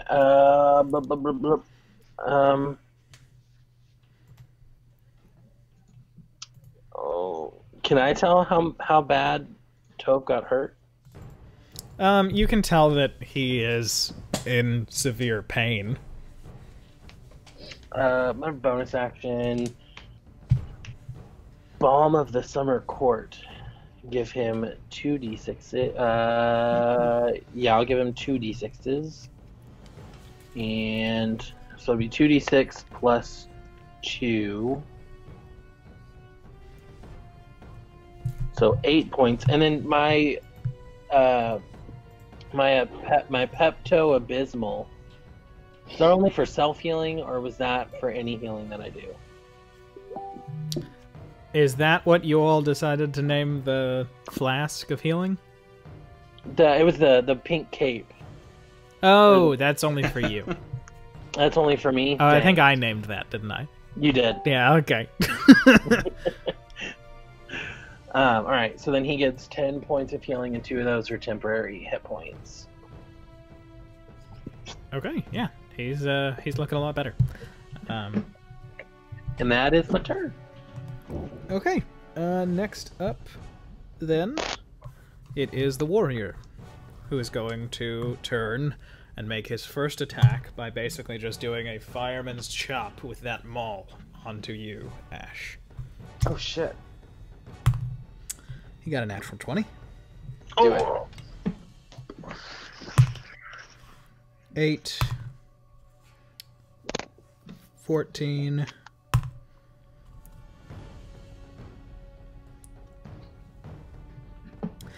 you take 22 points of bludgeoning damage, Cool. and then he is going to try and just drive you into the ground like a stake, basically turning his Oh warhammer my god. and just trying to bash you on top of the head again.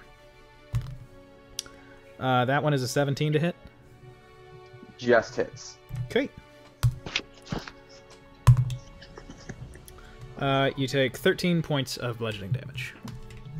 He. And, yeah, that's his turn. By this time, the horses have started to... We're pulling on our little stakes, but we're not moving them because they're stakes. And it is Adira's turn. You know what she's gonna do. You know what she's gonna do. Cast Spirit Guardian. Ben's so mad. God, 18 radiant damage too. Yep. Jesus. Wisdom save. Do you want me to draw the shape? Is it 15 feet? Yeah. Yeah. 15 foot square. Warrior saves... Well, I know is your DC for Wisdom 11? No, it's actually 15. I don't know why it says 11. Okay, yeah. This guy saves. Warrior saves. Guy in the fire does not. Let me go ahead and this guy's not going to do a big reveal. Let me swap him out with his scout token. But so the guy in the fire fails, and we'll take the full 18. And he's probably dead, No. but you never know. So the other two take 9 from this, my least favorite spell in the game. How do I best... Where are you centering it? Is it going to be centered here? Yes, I would assume, and I can. Yeah, because they're all within. Perfect. Okay, cool. It's centered on you. Yeah. Oh, it is. Oh, it's isn't centered it? on you. It follows around whenever you move. Yeah. Okay, I forgot to move. That was my issue. Huh. You also have to make sure that people that you like aren't affected by it, Yeah. which I think goes without saying, but... Yeah. Idira is gonna run through the fire because I really don't think she cares at this point in her life. Going from like right here to there, using about 25 feet of her movement, and then cast. You could also make it without going through the fire, if you chose to. Yeah, I guess I could. If Ben wants to hit me, just because I did his least favorite spell. Never mind, he didn't hear that. So I run through the fire. I run like around the circle. I don't get hit anyway. Then after You that, weren't next to an enemy. What? You weren't directly next to an enemy, so nobody could take an attack of opportunity on you. I know. I meant like, never mind. You don't need to know. You don't need to know my thoughts. You don't need to know everything about me, Benjamin. Anyway, and then I'm going to cast Spiritual Weapon and hit the guy right in front of me. With an 8. It's an action to cast, isn't it? No, it's a bonus action. Spiritual weapon's a bonus action. Can you attack with it on the turn that you summon it? Yes. You attack with it's like when you summon it, you summon and attack, and then every turn after that you can use your bonus action to attack with it. And move it up to 20 feet. Yeah. So. Okay. Then yeah, you attack. But it doesn't hit because I got an 8. When you cast a spell, you can make a melee spell attack against a creature within 5 feet of the weapon. He ducks and draws a short sword out that just sort of glances your. It's a hammer, isn't it? Jesus Yep. Christ, what is going on? And kind of bounces it up, and it hits Tove instead. Can you roll damage?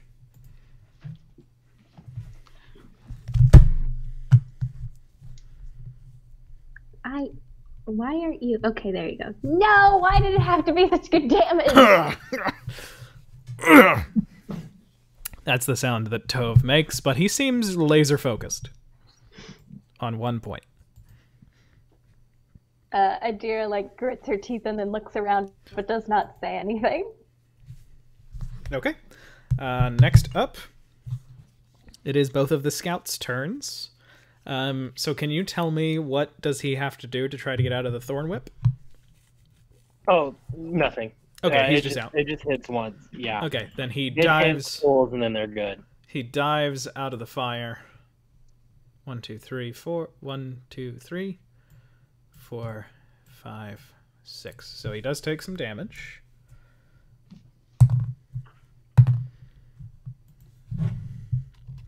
Okay, he takes some damage to get to you, but you see that he has drawn a long sword, and he is going to take it, and he is going to try and just stab you through the stomach. Master. That is a 14 to hit. That will just miss. Okay, and then he is going to just bring it back and try and do the same exact attack. That one is a 21 to hit. That will hit, but I'm also going to Hellish Rebuke. Oh. Okay. But it's more of an Arctic Rebuke. So. Okay, you take Okay. 10 points of slashing damage Okay. as his I need sword a, snakes into your stomach, and then you... I need a dex saving throw. Okay. Ooh, nat 19. So he saves, but 21. he still, he will still take half damage. And I don't remember which. Oh wait, I think I have it. Do I have it on here? I do. Oh, he also has to make a wisdom saving throw. Yeah, That's Spirit right. Guardian is at the move. start of his turn. That's right. Okay, And so he takes 5 from that. Yeah. Where did he move from? He moved from in the fire to here, and then Yeah. to over there. Well, okay. Well, his speed is also halved when he's in that area. Okay, he dashed and used a special Dal Ryoth ability to attack Hester. Okay. I'm very sorry.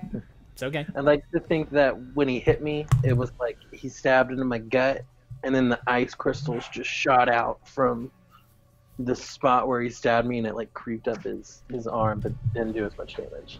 Okay, he has got to make a you- 14, so he does not pass your wisdom saving throw. Nope. After all this ice hits him, 16. your spirit guardians, which are these arms, just sort of crash across him. I'd like to think that they smack him like a bug. Yeah. They're like pancake move. And this fellow drops that short sword and reaches into his coat and pulls out a battle axe, raises it above his head, and is going to try and crash it down onto you, Adira. Yep. 24. That does hit. Okay. He's also got to make a wisdom saving throw. He will. Oh, yeah, He'll he do it does. at the end of his day. Got it.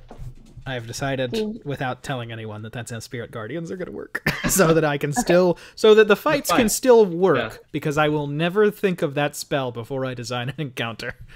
Okay, I have also another question. Do you just want to use the 16 as like, if it hits it, that's the if you like lose it, Sure. like that's the damage half. It's 8. Yeah. Like it's a flat rate. Like once you roll, that's the flat. Sure. For this fight, we'll do that. So you take 11 slashing damage. I need you to Okay. make a Constitution saving throw. Okay. Okay, and then you will take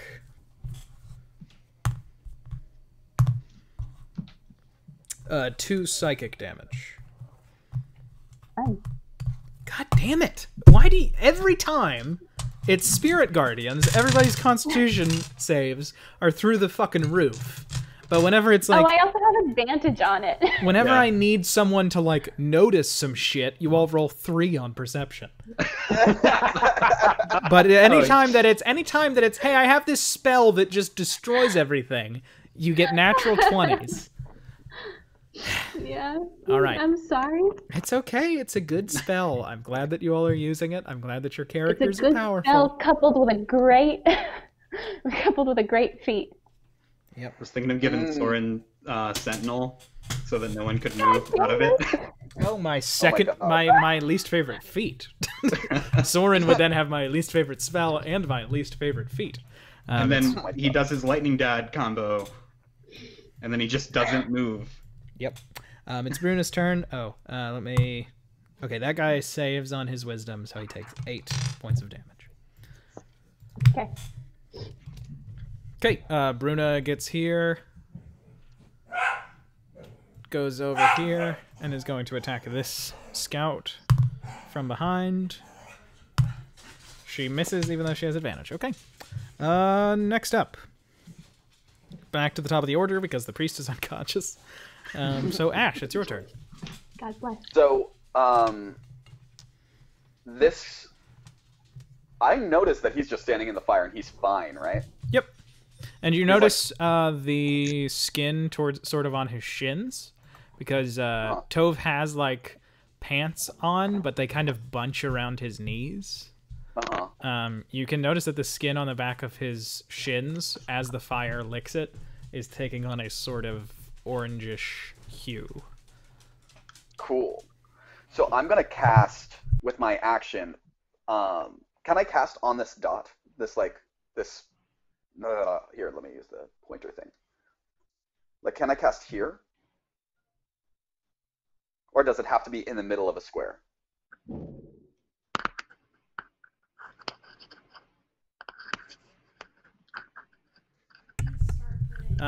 Sorry, just one second. No worries.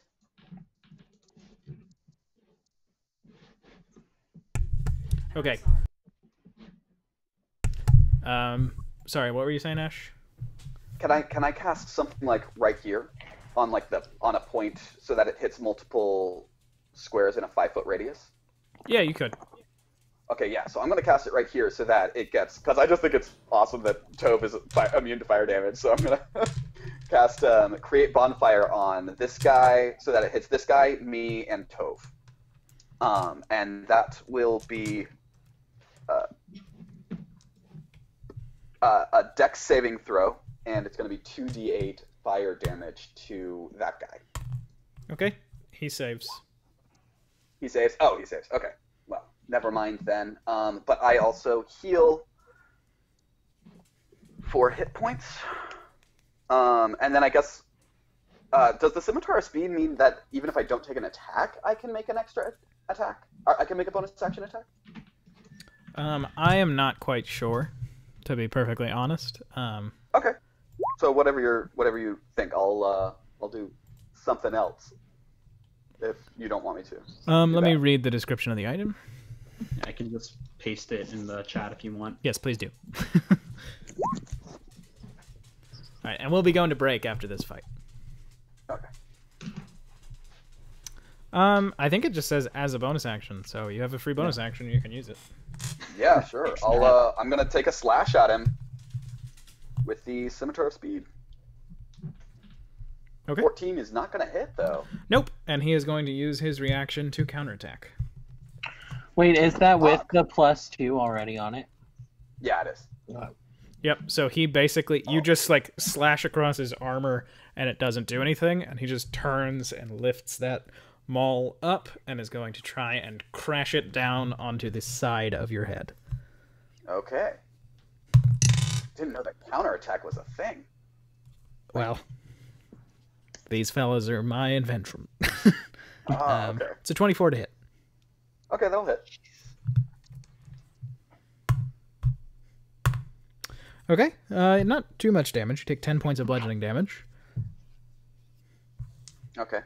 That's it. I said that like there was more, but Yeah. not Okay, right cool. now. Yeah. Maybe Alright, there's more yeah, we're later. good. We're good. Okay. And is that your And turn? he's already used his reaction, right? That was his reaction to use counterattack. Okay. He used it So, once in that before case- his turn. He used it right before his turn to attack Tove last time. Gotcha. I am going to roll my Constitution check. Wow! I actually rolled the one number I have to drop, so my bonfire falls. But oh well. And then I'm just gonna run out of his range. Sure. I'm gonna run up to this guy instead. Give him something to worry about.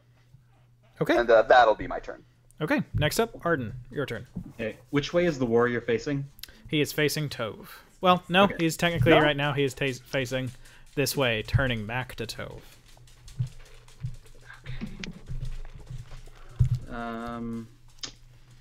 Yeah. I guess right now I'm just going to attack this warrior. Okay. Yeah, which way is he facing? He is facing Adira. Okay, I want to be here. So I'm behind him. Okay. That's pretty good. Yeah, you hit. Yeah. 24 points of damage. Yeah. And then bonus action, I'm going to take out my dagger and just gonna go over here. Sure. 'Cause that was... Yeah, that's exactly my movement. Got it. Okay, this guy is bloodied. And it is Tove's turn. Tove is going to attack our warrior. He misses by a long shot with his first attack. Second attack, he hits. Does an okay little amount of damage. I know, that's pretty good. It's almost as high as he can do.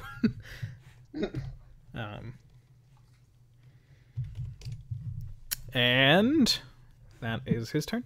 Next up, it is this Ryothi warrior who is going to step 1 foot into the fire, grunting and kind of going "Ugh," as he goes, and he's going to lift his mallet as the spirit guardians start to, swarm him, and he is going to take a hit against Adira. Natural 20. Oh, Yeah, that hits. wow. Damn. Okay.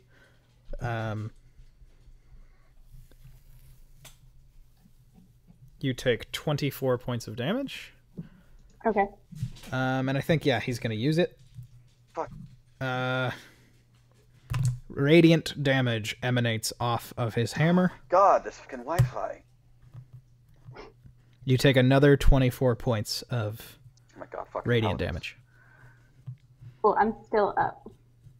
I need you to make a Constitution saving throw and beat 48 damage. Beat, well, half of it, so beat 24 with Constitution. With advantage, though, because Warcaster. What?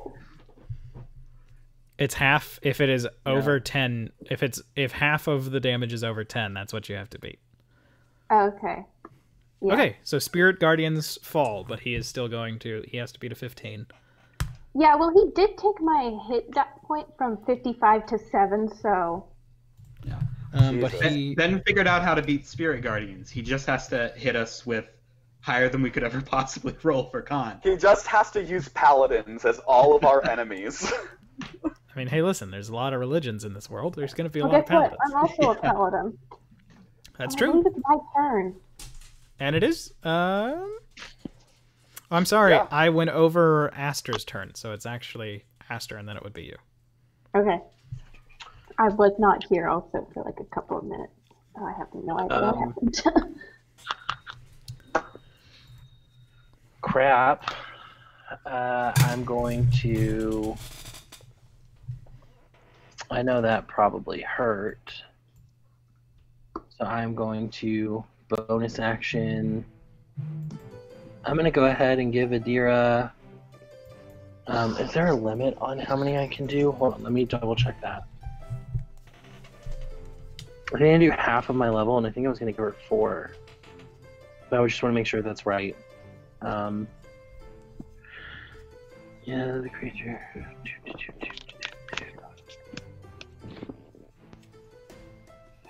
Can spend a number of those dice equal to half your druid level or less. Okay, yeah.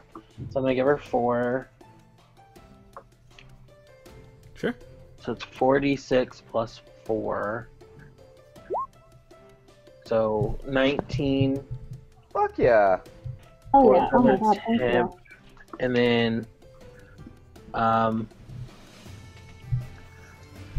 so I know Wild Shape doesn't let me change into something unless I've seen it, but Polymorph, can that be something that I've just heard of?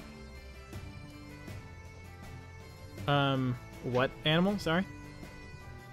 Well, I was thinking a dire wolf, because in my mind, in Aster's mind, they keep saying the fucking wolves howling while we kill them. I want to turn one of my allies into a dire wolf. I think we know them. which ally that should be, too. Hee. Tove, not me. Tove. Yeah. Yeah, no, not me. Tove. I was Okay, like, so we're all on the same page. So. yeah. Yeah, Tove. Like, I wanted to kind of like that guy, but I know it probably... So can I use polymorph to change something into something that I've heard about? I guess you could, and then you would be able to wild shape into it after. Oh, I didn't even think about that.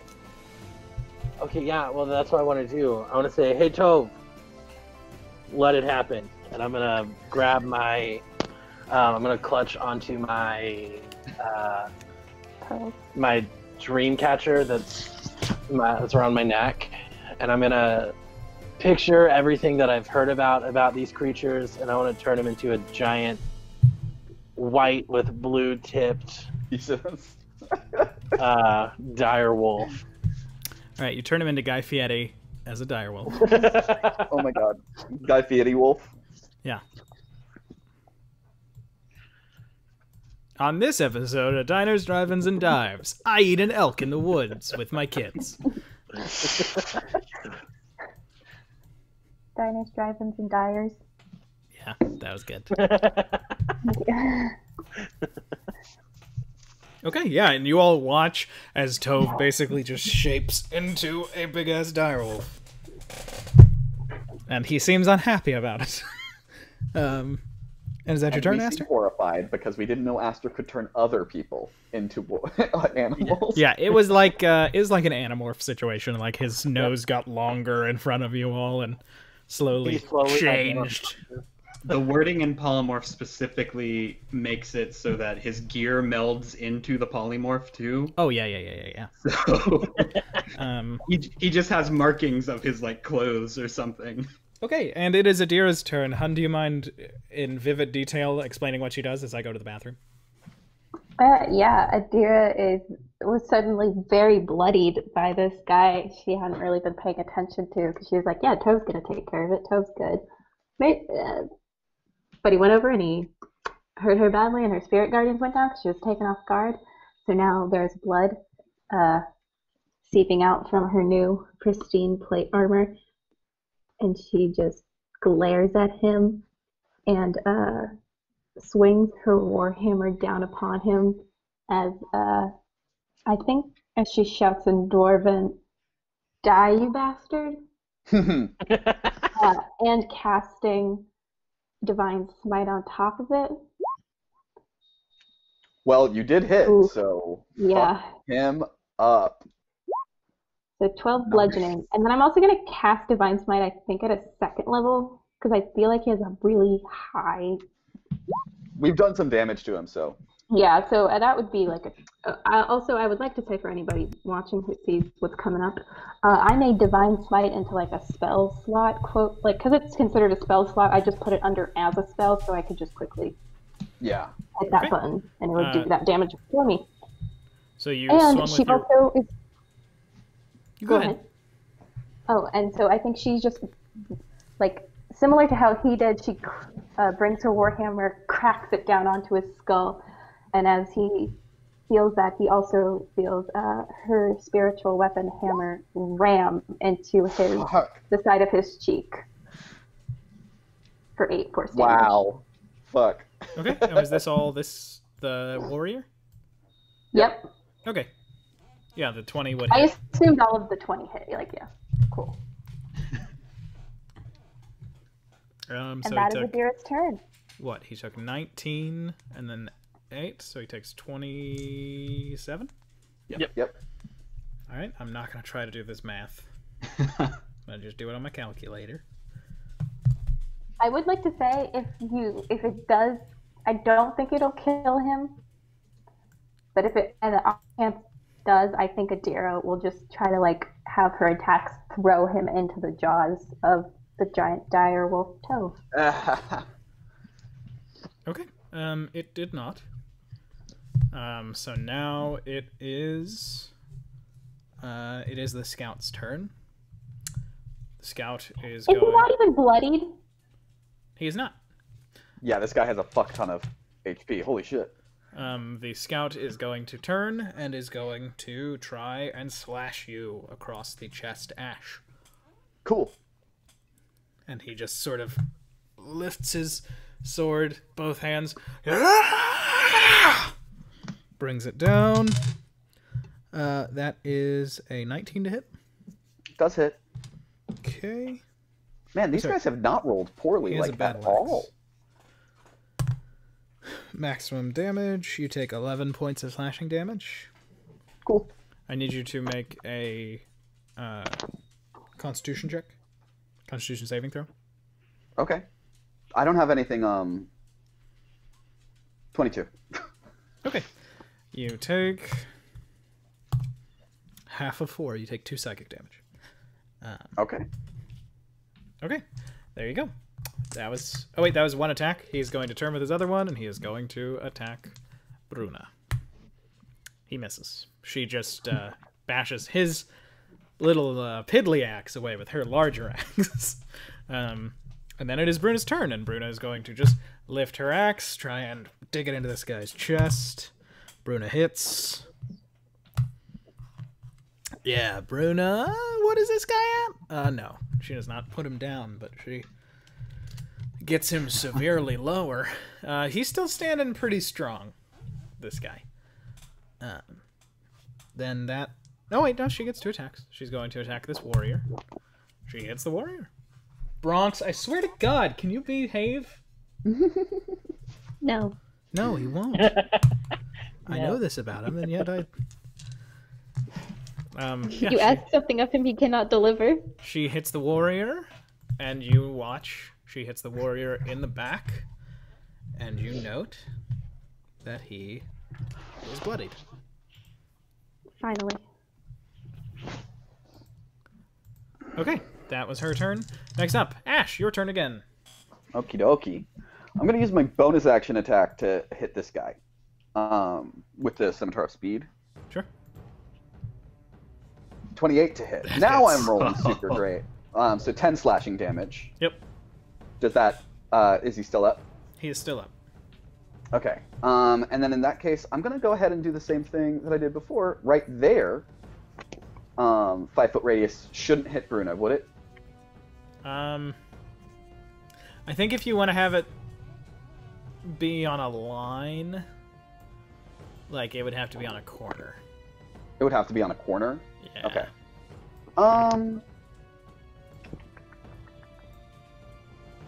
Well, I don't want to hurt Adira.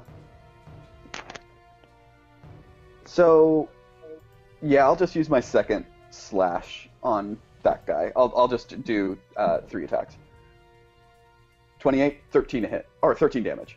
Okay, he is on his very, very, very last legs as you literally slash him across the knees. He's on like 1 hit point or something. Yep. Well, this just feels like a waste of an attack, to be honest. Make it a good one. Natural Yeah. 20. I'll do the thing where, just for cinematic intents and purposes, last attack.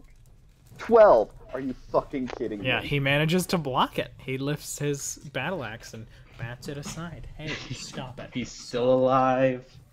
Don't try And then find I'll garbage.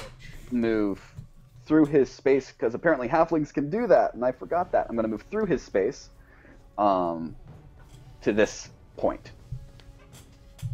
So that I've got these guys both of their attention. Okay, next up, Arden, your turn. Okay. Ash keeps moving the battlefield when I'm trying to get behind someone, so... Sorry. I I am very small. Could I occupy the same space as Ash? No. Okay.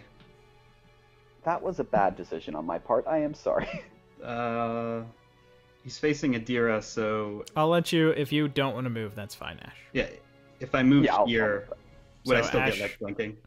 Oh yeah, I can. I'll move to here instead. I'll just go and run into the fire. Just run in between both of them. Okay. Yeah. When you get there, you take half of 9 damage. You take 4 damage. Okay. Yeah, Arden, you would have flanking if you went up on this warrior. No. Yeah, I'm just going to Montoya. Hell yeah. So that's yeah. Oh yeah. well. Oh my god! And all of this This is next double? one is going to be double sneak attack. It's going to be non-lethal sneak attack because I don't want the kill.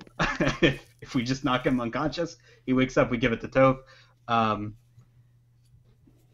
Plus, I also get my dagger attack bonus action. So important you get that last. Also non-lethal. So that is a total of 9 plus 55. Holy shit. Yeah. And then I'm gonna run away. Okay.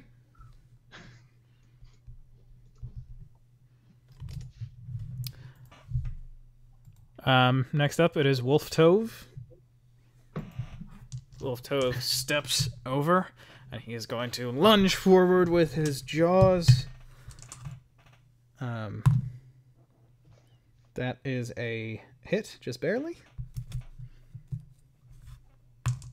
Wow. Okay. Despite how low this guy is, he is not quite dropped. And he then, Wolf Tove is going to take a second bite at him. This one misses. Oh my god. And the warrior is going to take his counterattack. Natural 20. Oh my god. Why is the only person Ben's rolling poorly for Tove? He's Not rolled used to his 3 wolf nat body. 20s on this guy. This guy has hit at least 3 nat 20s this combat. It's fucking insane. Yep. And you all watch as Tove is hit by this maul, that same burst of radiant energy flying out of the hammer, and he slowly morphs back down, and the warrior seems to press his advantage. Nobody gets an attack of opportunity as he shuffles forward, and Tove is standing, his sword in his hand and his shield up. The warrior lifts his maul again and just tries to capitalize on this opportunity, swinging in. Tove lifting his massive shield, it breaks under a mighty strike from this maul. But when it does, the maul flies back a little bit. More recoil than the warrior was expecting, and Tove takes the opportunity and just takes an action surge because he is a fighter, and lifts his sword above his head and brings it crashing down. The warrior barely manages to get both hands across the haft, the mallet-like haft of his maul, but when Tove hits it, it sends the warrior down to the ground onto his back. And he leaves the hammer in front of his face as Tove hits again and again and again. You see splinters flying off of what you now see was probably a magical maul. And then it breaks with one last hit from Tove's sword. And he says, "I am going to tear your idiot king off of his throne. And then I am going to fucking howl!" And Tove lifts his sword and just starts slashing this guy across the chest over and over and over again, and then throws his head back and goes, "Ah!" and drives it down. Aster howls along with him. Sure. I'm sorry, I feel like that was unpleasant in my microphone. But hey, we're still in a battle. The warrior is dead. Nice. Okay, next up, Aster, it's your turn. As soon as Aster finishes howling, he's going to... How much movement do I have again? You have 30. 30, okay. So can I go 5, 10, 15, 20? Yeah, I can get to here. I'm going to Thorn Whip at this guy. I want to try and pull him into the fire, too. My goodness. Yeah, and you do. Hell yeah. You pull him Yeah. straight into the center of the fire. And he rises in the flame and falls to his knees. He is dead. The battle is won. We will be taking a brief 7-minute break now. I'm gonna get out of the fire. When we return, we will be back in character. All right, we're on a break. Whoop, whoop. Just like the friends of the Thorns Rug. Yeah. Oh my god. I'm still reeling from that advantage double natural 1. Yeah. Oh, I mean, yeah. okay, can we actually do a calculation on how many crits and fails there were in this fight? Yeah, there were a lot. So there were 3 for that warrior. A lot. I had one as well. Crit One con for the save. Crit con save, crit from Adirik, crit from Arden. That sneak attack was basically a crit because it was 3 sixes 3 and sixes, 5. yeah. Yeah. Beautiful. I also... Do you think Roll20 would have been like it's a golden plate of like sneak attack if it was all crit? That would be really cool. Like it's just golden. I hope so. That would be fucking awesome. Oh my god. I basically got the halfling equivalent of a crit fail when I rolled a nat 2. when every other number I roll would have been a success. You could have re-rolled a 1 Yeah, because I could re-roll the many 1. times as you want. Yeah. No, just once. Just once. Was it just once? I thought it was like it did not matter. No, you can re-roll a nat 1 time per turn per nat 1. But like Gotcha. the chances of rolling 2 nat 1s are like 1 in 400. So very slim. I'll be right back. Dude, I'll be back. Jesus, that guy had like well over 100 HP. Oh yeah. Oh yeah, definitely. Well, I feel like he was like a level 12. He had 140 HP. oh my my god. Yeah, he had to That's- be over like level 12 actually. That's like level 15. Yeah. Well, look at what Arden was able to do in a single critical. Look at what Adira was able to do with just a normal attack that she then pumped Oh. a smite into. Oh, Like, it's- absolutely. I'm not pissed about it by any means. I'm just like, that is a crazy high. That's like the highest boss that we probably ever fought, right? I enjoy fights where you all would be fighting a bunch of like people who all have like 40 HP, but those take a really long time. Yeah, absolutely.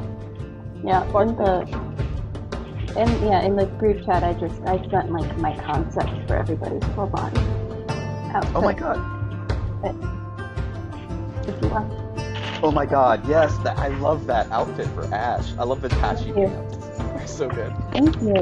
I assume he has like a little thing across his chest of just all the like short swords and like little knives just- he has. And Just like daggers. little doodads. Yeah, because he's the Chewbacca of this group. He has a little bandolier. Oh my god. Ash is the Chewbacca of the group. That's kind of a weird thought.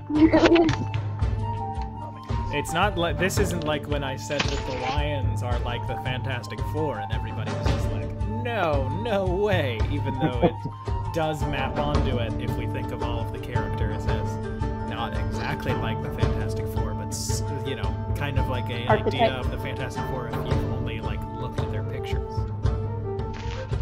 Yeah, that makes a lot of sense. Marahim, Reed Richards.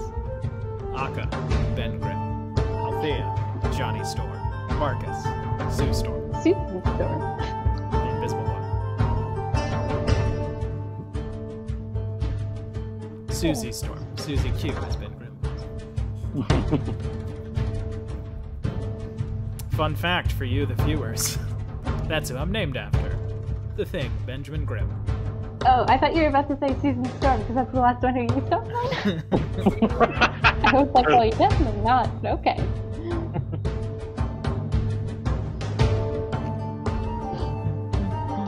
That was a very fun fight. I love how I came back in and instantly was almost downed. No. I mean, hey, look. Ash is my target for, like, the next 5 fights. Just because... It happened. Ash has a lot of AC, and it's fun to attack the flaming boy. But if Spirit Guardians is up, every single character who is antagonistic to any of the 4 parties or any of their NPCs allies hear the Kill Bill sirens and think I've got to attack that thing. Soren, Adira, it doesn't matter. Whenever Soren or Adira casts it, the nearest person who is not a player character to the other character will attack them. So Soren just got attacked by a whole bunch of people. I was kind of hoping Tove didn't have another attack after that, but he wasn't going to go down. Because what I was wanting to do was I was going to cast Thorn Whip on the dude and play Tug of War with Dire Tove. Dire Tove. Also, wait, I'm confused where you guys said that if you're moved with your action, you still provoke an opportunity attack. Because I'm looking at the player's handbook. It says you also don't provoke an opportunity attack when you teleport or when someone or something moves you without using your movement, action, or reaction. I read it as just if they are moved, period. I mean, I guess to me, it seems like that's a less interesting interpretation of the rule, because it kind of feels like the fun of being able to move someone like 10 feet back with a spell is like, oh, you've attacked me and I'm right next to my buddy. He gets to attack you now. Okay. Like No, I mean, it just feels to me like that's the fun synergy. yeah, I mean, if that's how you want to play it, I'm cool with that. I just I've just played it because there are certain spells that like I've taken that you make somebody move, you make them use their action to move, and that's when it triggers. So I will keep all of that in mind if we're gonna be if we're able to just trigger it. I guess it just feels like if you were moved back by a force or something, you would have less control and you wouldn't be able to defend yourself quite as well. Okay, cool. We're back in it, baby! Hey, baby! You all are around this fire. There's a unconscious priest, 3 dead Ryothi soldiers, a bunch of horses that do not like what's going on, and Tove sitting with a sword drenched in blood.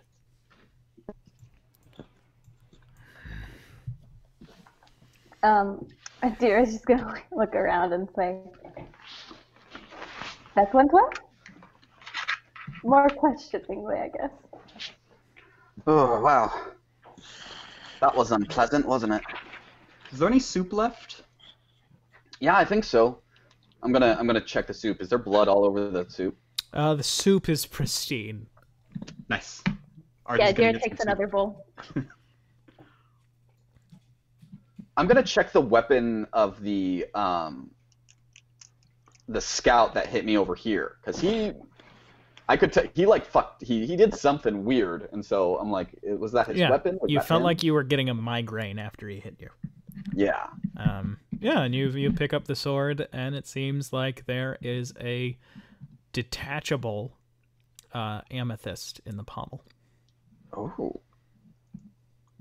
I'm gonna show it to Adira. I'm gonna be like, hey guys, look at this. There's like a gem in there that you can just like remove, and I don't know, when he hit me with it like this sword, it like really almost made me have like the beginnings of a headache. Oh yeah, I noticed that too. It really hurt.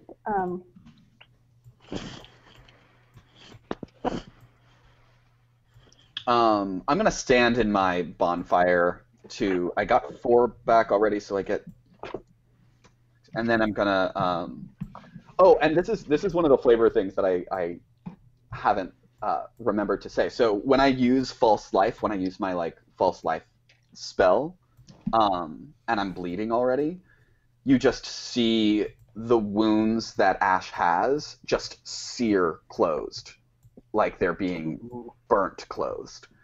But he's somehow always left without a scar. But yeah, so I'm gonna be like, okay, well I found this. This could be handy if like maybe we can put it on one of your daggers or something. Arden, like this could, or Adira even, like maybe we could put this in your hammer. I want to know what he had, and Adira points to the corpse of the paladin. Yep, Yeah. You'll notice that Tove is basically just like on both of his knees, just like staring into the fire. You can see like the wound that he got at the start of the fight. Mm-hmm. Like it was like a hit straight onto his forehead, and it just like split some of the skin. So like his face is just covered in blood, and he has a red beard, but it is. Now? Huh? Why are the tents so tiny now? Oh, because as you all have been talking, Bruna was taking them apart, putting them into little bundles, and she says, "Do any of you want any of these?" Yeah, they would be good. I know don't they outfit their men with good stuff? They do. Yeah, we might as well take it, and like we could put it in the cart to drag them along. The horses. Well, I'm going to burn something of theirs. Have you thought of their bodies? I'm down for that. They Oh, do yeah, not that's get. They do not appropriate. get the honor of a warrior's burial. Oh, I'm gonna walk over and I'm gonna gently kick this guy in the leg and be like, So I didn't kill him because he wasn't really that mean. So I thought, might be worth keeping him alive in case. It is not. Adira, you wanted to look at the mall. Yeah, but I think as I'm going over to the body, I think she's gonna stop by Tove and like put her hand on his shoulder and then cast Lay on Hands, giving him all 15. Nice. Yeah, and you watch as basically, like tiny chains of light, like this golden yellow light, just sort of knit like stitches on his forehead. Because you're chains. Yep. That's your color. That's your flavor of palette. And then Adira's gonna inspect the mall. Would you like me to do an investigation check? Do an Arcana check. Okay. No better at Arcana. Yeah. Yeah. You feel like if you took this to a like dedicated arcane caster, they could probably find it out. Or if you like really just sat with it for maybe 2 hours, you would know what it does. Adira's gonna look over at Tove and then just like grab it. Yeah, he's not moving to do anything. He's staring into the fire. We could maybe, if everyone's full and done, we could burn the soup. Yeah, let's burn the soup. If the bodies are something that's considered, burning bodies is something that's considered good in your faith. Ash is gonna take off his sock. Or no, he's gonna take the sock off of the priest and shove it in the priest's mouth. And then take a strip of cloth from the priest's robe and tie his mouth shut so that he can't use magic. Just in case he knows magic, I don't actually know if he has magic. What if I just almost killed a priest who was just there? I mean, He's Dalrayathi. It was a war. They're never just a priest. Yeah. We will not stay here. No? Alright. I will not sleep on the ground that these men walked. Okay, yeah, sure. then let's get going. I'm gonna walk over to their horses. Just start smacking them one at a time, each on the butt. Go on, get. Well, do you untie They are them? tied up. Yeah, they're tied up. But does Aster know? Aster doesn't pay attention to that kind of stuff. All right, you just rile up these horses some more. Well, I feel like after the first one doesn't run away. Okay, yeah, good point. But he does stand there for a second. He's like, go on, leave. Like, why aren't you going? Come on. Yeah, and these Free. horses are not like you can tell that they have been trained as war horses, but they are like Clydesdales mixed with the like Mongolian pack horses. Like they're these super shaggy, sort of stout, but then they're as tall and as broad as a Clydesdale. Wow. Thickums. They're fucking big. And all four of them then take off running away from you. Oh, you guys should... These guys were like scouts for the Dalroyathi? Is that like what we figure? What if we... I bet that like if we turn in and like tell Hallandor about like them and where they were and what they were around and stuff and like give them location and like the tags or whatever. Do they have any tags on them? Maybe we can get a little like payday from Hallandor for like taking care of scouts from an invading army. Maybe? I don't really know. Arden, do you know? Do I know? Would I know anything about like headhunting foreign forces? Yeah, make a history check. Turn that off and Yeah, good history check. Yeah, Shit. you, well, in Dasaro, you get paid anytime you kill a Yornishman that you find. So, seems likely that in Hallandor, you maybe get the same for a Dalryoth warrior that you find. yeah, I think they will pay pretty well for at least the 3 we killed. And maybe we bring the priest along with us to that they have like barter him off as a person for them to investigate and like interrogate and stuff. Yes, investigate, and I do air quotes. Wait, what else would they do besides like interrogate him and investigate him? Well, they are going to interrogate him, and then they're likely going to either imprison him for the rest of his life or kill him. I don't really mind. They tried to kill us, so. I mean, in fairness, the only reason I didn't kill him was because he was the one trying to keep peace. But it seems like he might have been the only one with any sense about him, to be honest. Yeah. He might just rat them out immediately. Yeah, true. Maybe he has like self-preservation on the mind. Yeah. I'm gonna strip him down though. I don't like leaving casters with anything on their person. Sure. All you find is you do find that he has a necklace that is like sort of a rosary, but at the bottom you just see that there is one very large hand palm up. In the center of it there is a small hand palm down, fingers facing the same way. And then on either side of the small hand there is a hammer and like a gardening hoe. Okay. And the hammer is like a smith's hammer.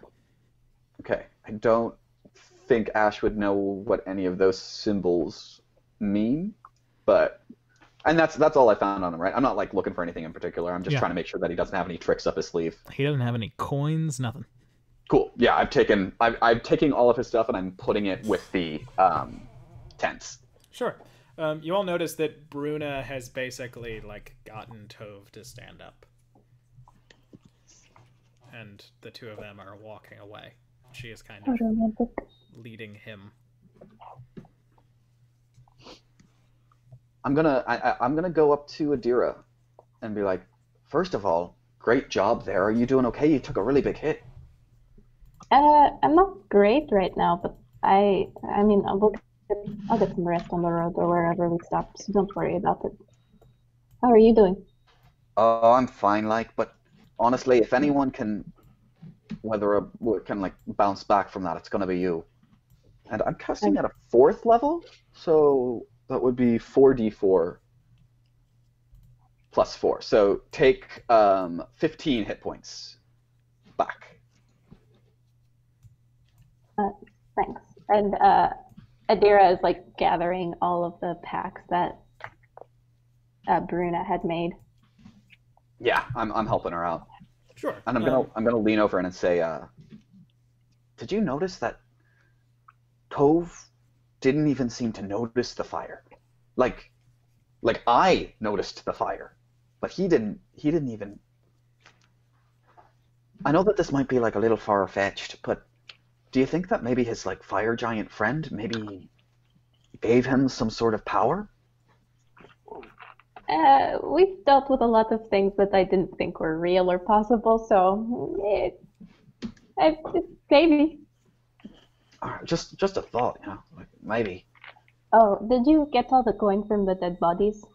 I checked the priest. He didn't have much at all on him. Just this rosary thing. Oh, here, you probably could use this. It's a rosary of some sort. I don't know. You might be able to know more about it than I would. But yeah, that was all he had, and then just the sword on that guy. I also grabbed the maul from the strong one. Oh yeah, that's a good find. I would prefer not to really carry that rosary. It's of another god. Oh yeah, no worries. I just thought you might want to look at it and see what it's doing. I will. I toss it back on the pile. Yeah, there you go. Yeah, it's fine. We'll take a look at it later. But yeah, in the meantime, yeah, I'll help you carry this all over here. Yeah. And I think I think Adira starts to head back to the carriage.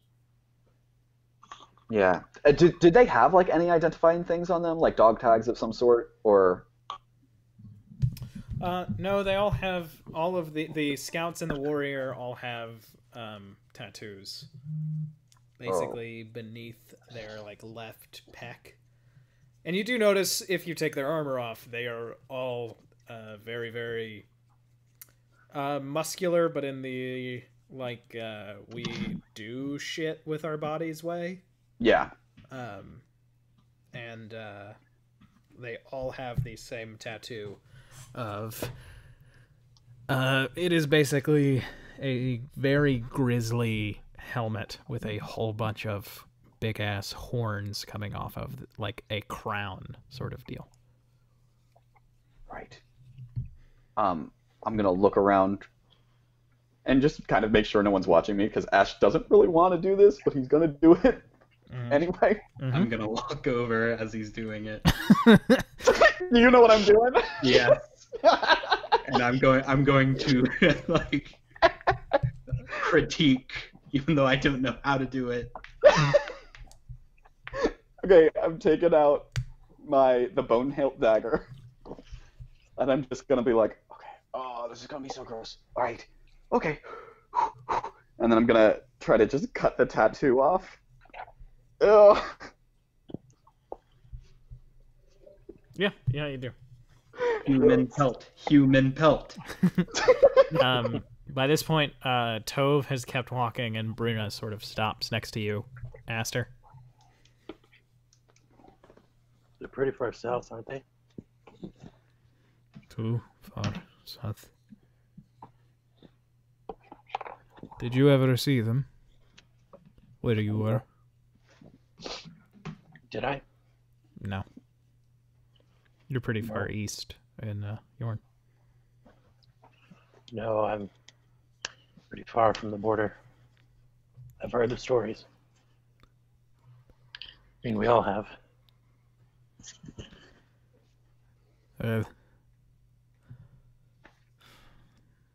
They are evil sons of bitches. Everyone. Yeah. Every last one of them. Have you ever fought any of them before, Bruna? She gives you a smile. I guess that's a no. Sorry, I think I said you're from pretty far east. I meant west. Because she says, my clan live in the east. I have fought them my whole life. We'll win. I agree. I mean, I haven't fought any before, but they seem to go down not too harshly. You're right. And very, very quickly, she gives you a hug, and then she walks on. And just yell at her back. That was nice. Good growth, Bruna. Adira's gonna make it all the way to Aster and be like, "Where's Ash?" And she's gonna turn around and see what he's doing. Oh no! Sleight of hand check, Ash. Sleight of hand. Oh no! I'm okay at that. I'm going to block his body, just like. I was gonna give her a hug and cast Cure Wounds with the hug. Okay. Gonna like obscure her vision at all. I mean, Adira is holding stuff in her arms, but I guess you could give her like a side hug. Oh, I mean, he would have. He doesn't care if you're hugging back. He's just locking his arms around your shoulders.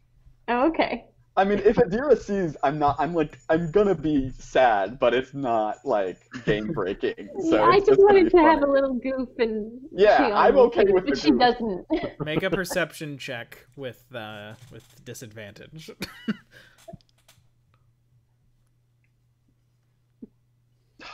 Yeah. Oh man. All right, you definitely see that he has moved his hands, but you're not sure what's happening. And you get 13 HP back. Nice. Oh, thank you. I was casting Cure Wounds at second Esther? level. How are you doing? You didn't get hurt in the fight? A little bit, but nothing I can't handle. I'll sleep it off tonight. Yeah, What? that's good to hear. Adira smiles brightly at him. And she just calls back, "Come on, Ash, Arden. I think Tove and Bruna want to leave." Okay. Yeah. Sure. So I've gotten the three skins off of these men. Oh, what are we What? doing with the We take all three? I thought it was just one. I know. No. If we're getting wanting paid money, for all three of them. if we're wanting money for them, shouldn't we take like the whole body? Well, is this an in-character question? Oh my god, both of these dogs that I am with are like pushing my computer to get to me because they want food. No, if this is an in-person question? Because I don't know if Aster knows that I skinned 3 men. Oh no, that was like not to you skinning them. That's Asher would have heard you guys talking about getting paid for their bodies. Shouldn't we take the bodies with us? You know, proof of. No, we got what we need. Yeah, we got what we needed. Yeah, we got what we needed. Okay. I You guess we just could need- tell them.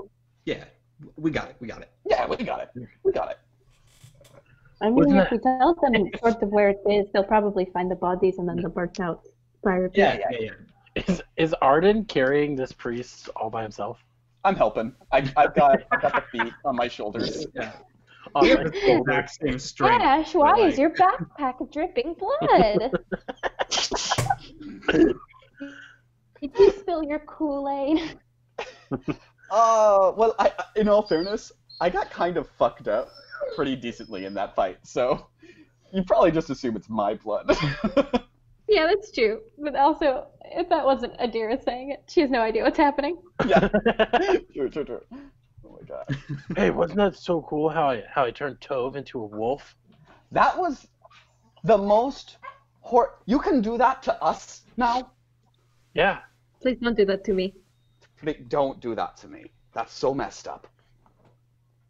It's terrifying. Oh, Barkley. Who would I think would have the worst wisdom? Definitely not Adira. Who would you mean- think, or No, who I has think it? Adira probably has the best wisdom. Yeah, as I was saying, it's definitely not Adira. Who makes bad decisions and has poor impulse control? Ash. Hmm. I'm gonna cast polymorph on Ash. Alright. He specifically asked you not to. What are you, Barkley? Well, I was gonna do it. I was about to say it as soon as he started talking, so I stopped. Fuck. And then I was like, well, What did I you was turn gonna the do ash it. into? Oh, he did it. I would have turned him into something big so he could see up from high for once. Alright, what did you turn me into? I think since I just did a wolf, I'll probably do another wolf. Alright. I'm going to shove Aster over.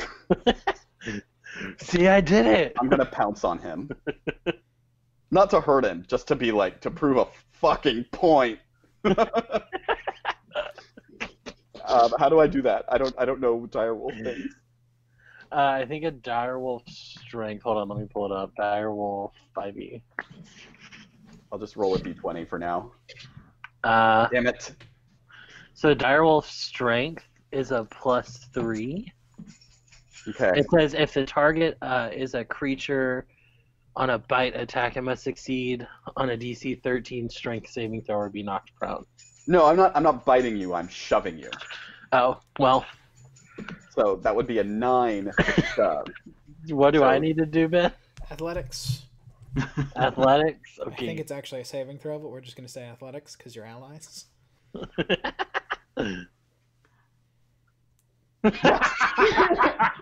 I know, so well. I shove him over and then I pee on him. I establish dominance. I'm a dire wolf. What do you want me to do? I'm then gonna wild shape also into a direwolf. And I wanna puppy wrestle. All right, Oh, yeah, no. fine. I have dire wolf stats right now, so I'm puppy wrestling as well. Yeah, okay, they puppy wrestle. I just need both of you to, just one strength roll. It's going to decide With the this whole thing. direwolf? Yeah. Okay. I just look at Adira and like raise my hands and just fully drop. It's like Yeah. Yeah, that's- Adira looks at What? Arden and then immediately walks forward to put the stuff into the carriage. Yep, Tove is just in a fugue state, sitting in the cart as back by this fire. There's just two wolves wrestling. And I Um, and I made Adira, I made Ash's wolf orange and red, Okay, so that it looked like trotting flame. I'll accept that. That's pretty cool. I'll accept that. And I am, my usual Adira's white and blue tip. is gonna rush back up to the two of you. And can she sort of like mother big cats do, grab them by the nape of the neck? Not the nape, yeah. The back of the neck to stop them. Yeah, I'm okay with that. Ash Do would I have to roll strength? Aster would probably let it happen. Okay, then it just happens. Okay. You pick up these two. You pull back these two dire wolves. But I am gonna lick her face. It's probably her entire body, so that's really fun for her. She's just going to say, please. It's a long night. Yep. You two are walking to wherever we make camp. Oh. And she lets go of them and then starts to make her way back. And then makes her way towards Arden to help him carry the priest.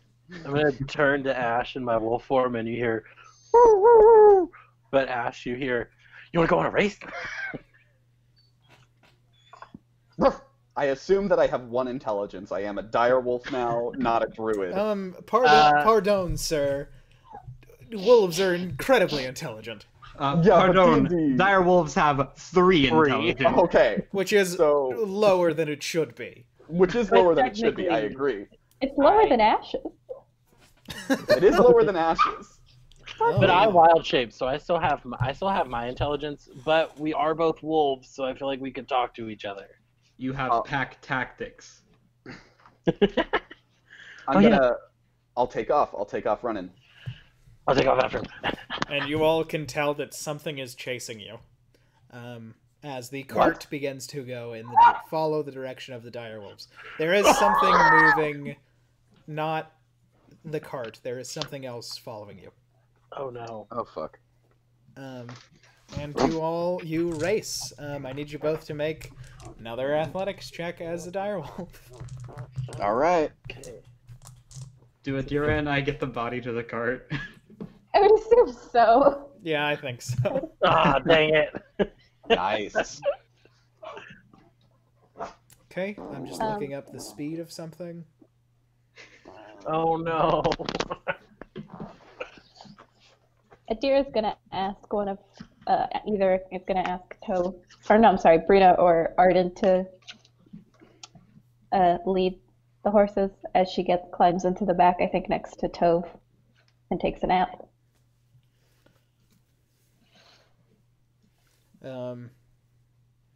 Yeah, okay. Bruna seems willing to take it if you're not, Arden. I can do it. I'm completely fine. Okay, and I have some bad news. Oh no.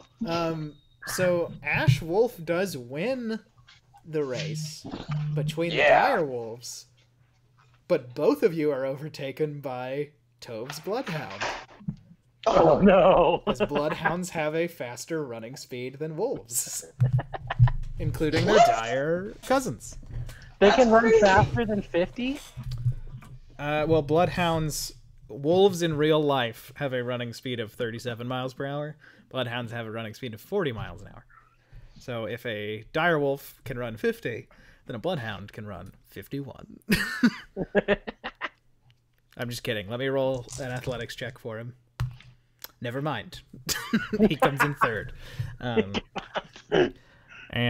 But when He's you an all, unathletic bloodhound. I mean, he's pretty athletic. He just got unlucky. He pulled a hammy. You all decide to stop when you see a old abandoned, kind of rundown farm.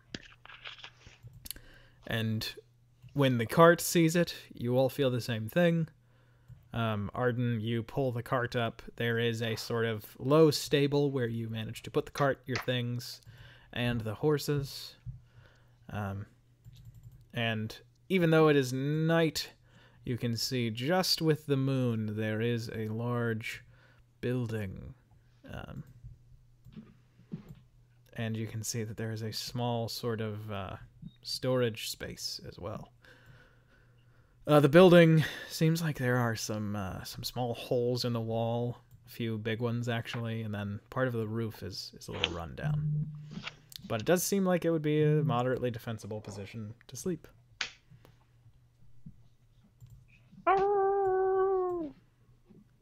Well, I guess I'm still a wolf because an hour hasn't passed, has it? Nope. And I haven't dropped it.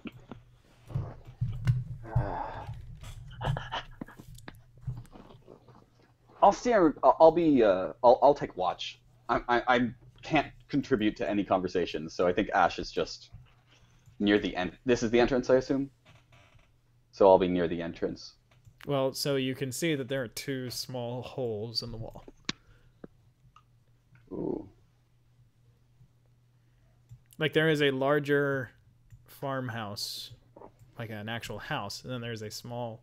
It seems like it was probably like where pigs got you. would sleep or something. Sorry, I was confused. So I'll go sniff around here. Anything interesting? And I'll go look up here. Adira yawns as she gets out of the cart and just says, "So are we setting camp up here?" And Ash and I have advantage on perception checks in direwolf forms. Sure. If we're using our hearing or smell. Sure. And with sniffing. I'm wanting to listen in through the hole. Oh, Ash, you actually can't fit there. Oh, direwolves are large? Yeah. Yes, they are. Oh, didn't know that. Well, now Whoa! you're huge. Whoa! Oh, That's Ash's token is Oh my so God. cute when it's huge. Um,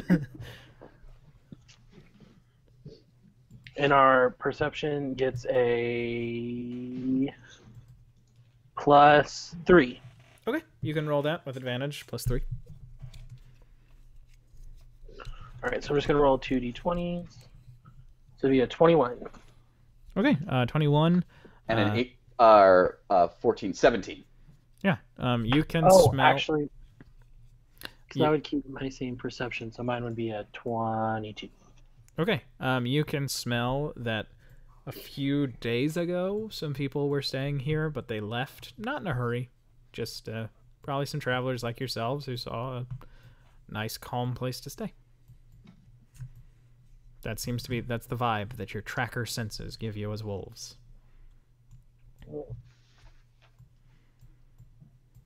I communicate that. Dash. That's what Ash sounds like as a wolf.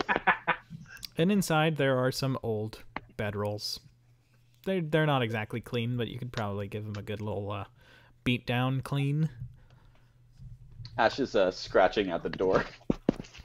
There isn't a after door. Adira That's a goes hole. in. He's scratching at the hole that Adira went through. Yeah. Aster, do you decide it's time to drop wolves? I'm gonna try and break down this part of the wall. Oh my god. Okay. Why Ash, can't... you're too big to fit through here. I'm like pushing my head in and I'm like rolling around on my back like Make an athletics check, Aster. Yeah, no, it's a 9. You break down part of the wall.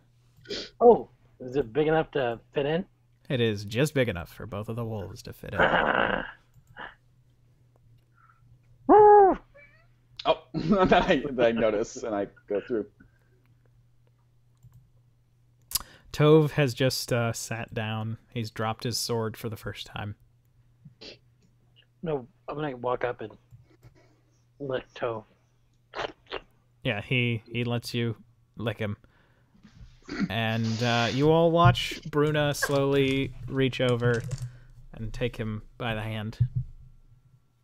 She stands up and says, "We are going to speak outside. Alone. You all watch these walls, make sure that no one sneaks in on you." Mm-hmm. I go outside and I start peeing around the entrances. Adira's just gonna beat one of the bed rolls, and then after it's like cleaner, she's just immediately going to lay down. Armor and all.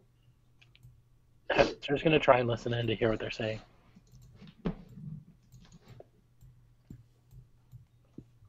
Okay. They don't say anything for a bit. And then you hear something. Something. Oh, were they kissing? You hear the sound of kissing. Oh.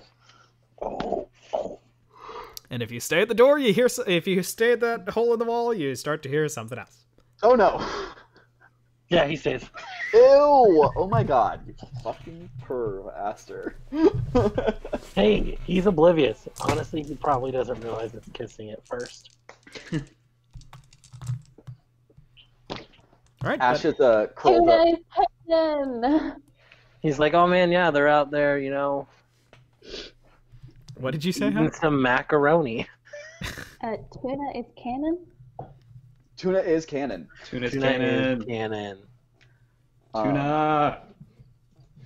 I think Ash has laid down, like sprawled out, really comfy, long dog style, with his head on Adira and his tail on Arden. Sure. Aster comes bounding over, and you hear him go, "Ooh, ooh." But Ash, you hear him say, oh my god, they're doing it. They're doing it. I am a wolf. Yeah, but you know what I'm saying, because I'm also a wolf. You speak wolf. I'm like, "Arr." And Spark just goes, and Spark's nestling into Ash's fur on his rib cage. Wait, okay. Now this is a question. Does Spark, you were wearing Spark. Spark Right. is not an item. Spark is a creature. Spark is a living Okay. thing with a soul and a family.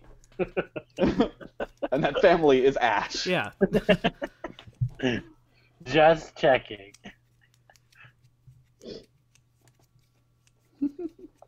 Adira's asleep. Arden is awake, reading his book, and very angry that everyone's making so much noise. Yeah. Ash's tail is like thwomping on him while he's trying to read.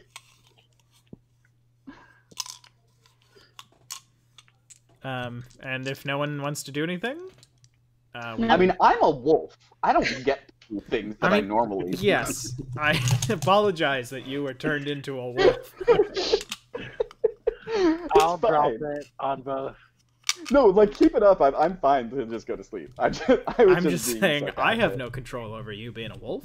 Yeah, I know. Yeah, I no, thought it was long rest time. Yeah. Yeah. Aster can just hold us hostage and turn us into an animal at any point in time. Well, technically, if you harm yourself enough, you'll switch back. Oh my god, that is too morbid. Aster's just, I've heard of a manatee, I've never seen one before. What Arden, if like Arden, get over here! Oh, that's great. okay, so if you harm yourself, it's not like, you know, when dogs like bite their tail or like an area of their body because it's itchy. It's not like, but so if we were polymorphed and we like bit our tail because we were itchy, would that make us unpolymorph? No, you have to lose all of the health of the thing that you're polymorphed into. Okay. You would essentially Gotcha. have to claw at your own like stomach. Yeah. It's If you were, say you were a direwolf, if you like chewed your own leg off like they can do, that would count. yes, But that's very morbid. but that's so extremely morbid. I mean, yeah, but you all are talking about it, and I make the rules, so there's the rule. Okay, all right. Also, I good to just know. realized because Ash is so big, and I love this. This is not a condemnation. He looks like the berries and cream lad. Oh my god. That's his hairstyle, and it's great. I love it. It's nighttime. You all drift into dreams, and the wolf forms drop. just before. It's like 30 minutes into the resting period. And Aster, as you lie in your human form, kind of in a dreamy haze, you begin to hear something. You hear the language of the druids. A soft song being carried towards you. And it's beckoning you. I go towards it. Do I know the song? No. It seems like it's like a regional song that someone else is singing in Druids. So it is, you understand the words and the meaning, but it seems to be like it's native to this part of the world instead of Yorn. What is it saying? It's essentially a long story about finding home again. Yeah, I'll go towards it. Okay.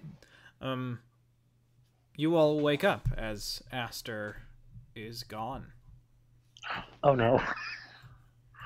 I thought this was in a dream. Nope. You all wake up and Aster is gone. Actually, I'm going to say, Arden, you wake up. Aster's gone. It's not yet. You have not even had a short rest yet. Oh. Oh no. Now, here's the thing. Is he just doing a weird wolf moment?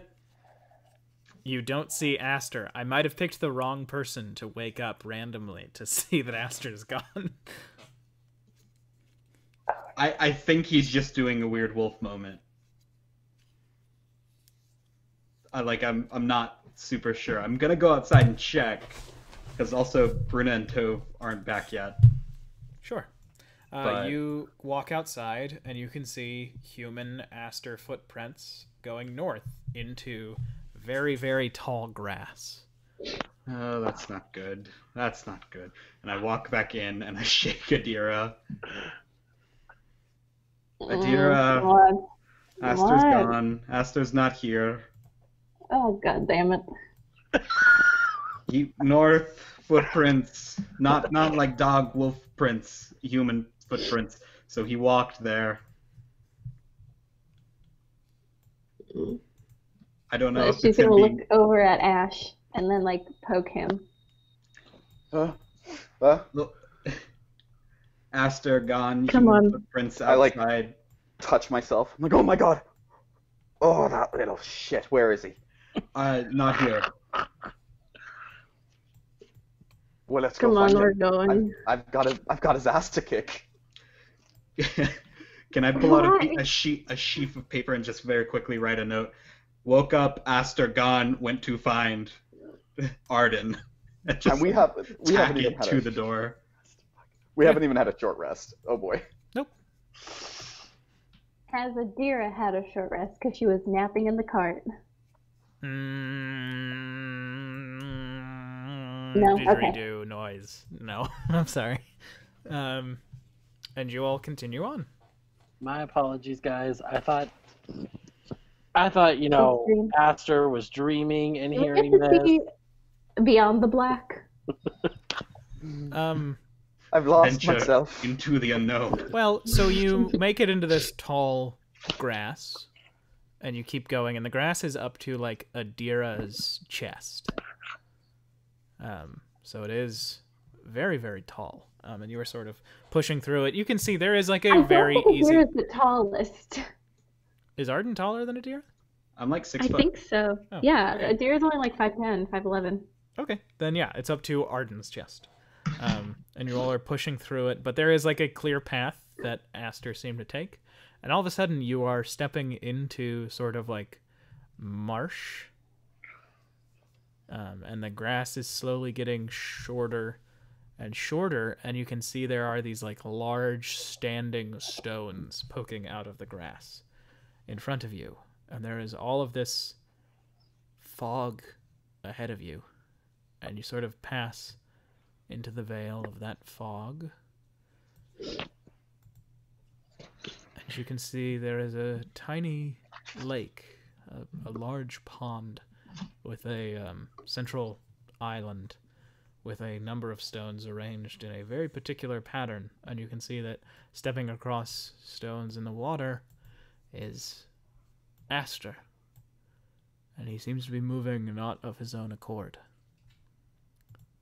And that's where we're going to leave tonight's session. No! So thank you for watching the Sunken World Saga. We'll be back next Monday with the Masquerade of the Order of the Lion's Hope. Fuck. And perhaps, maybe, if people have the free time, we'll be playing Among Us this Wednesday. Maybe. Maybe. Perhaps. But thank you for watching. This has been the Sunken World Saga. PetSmart, go to hell.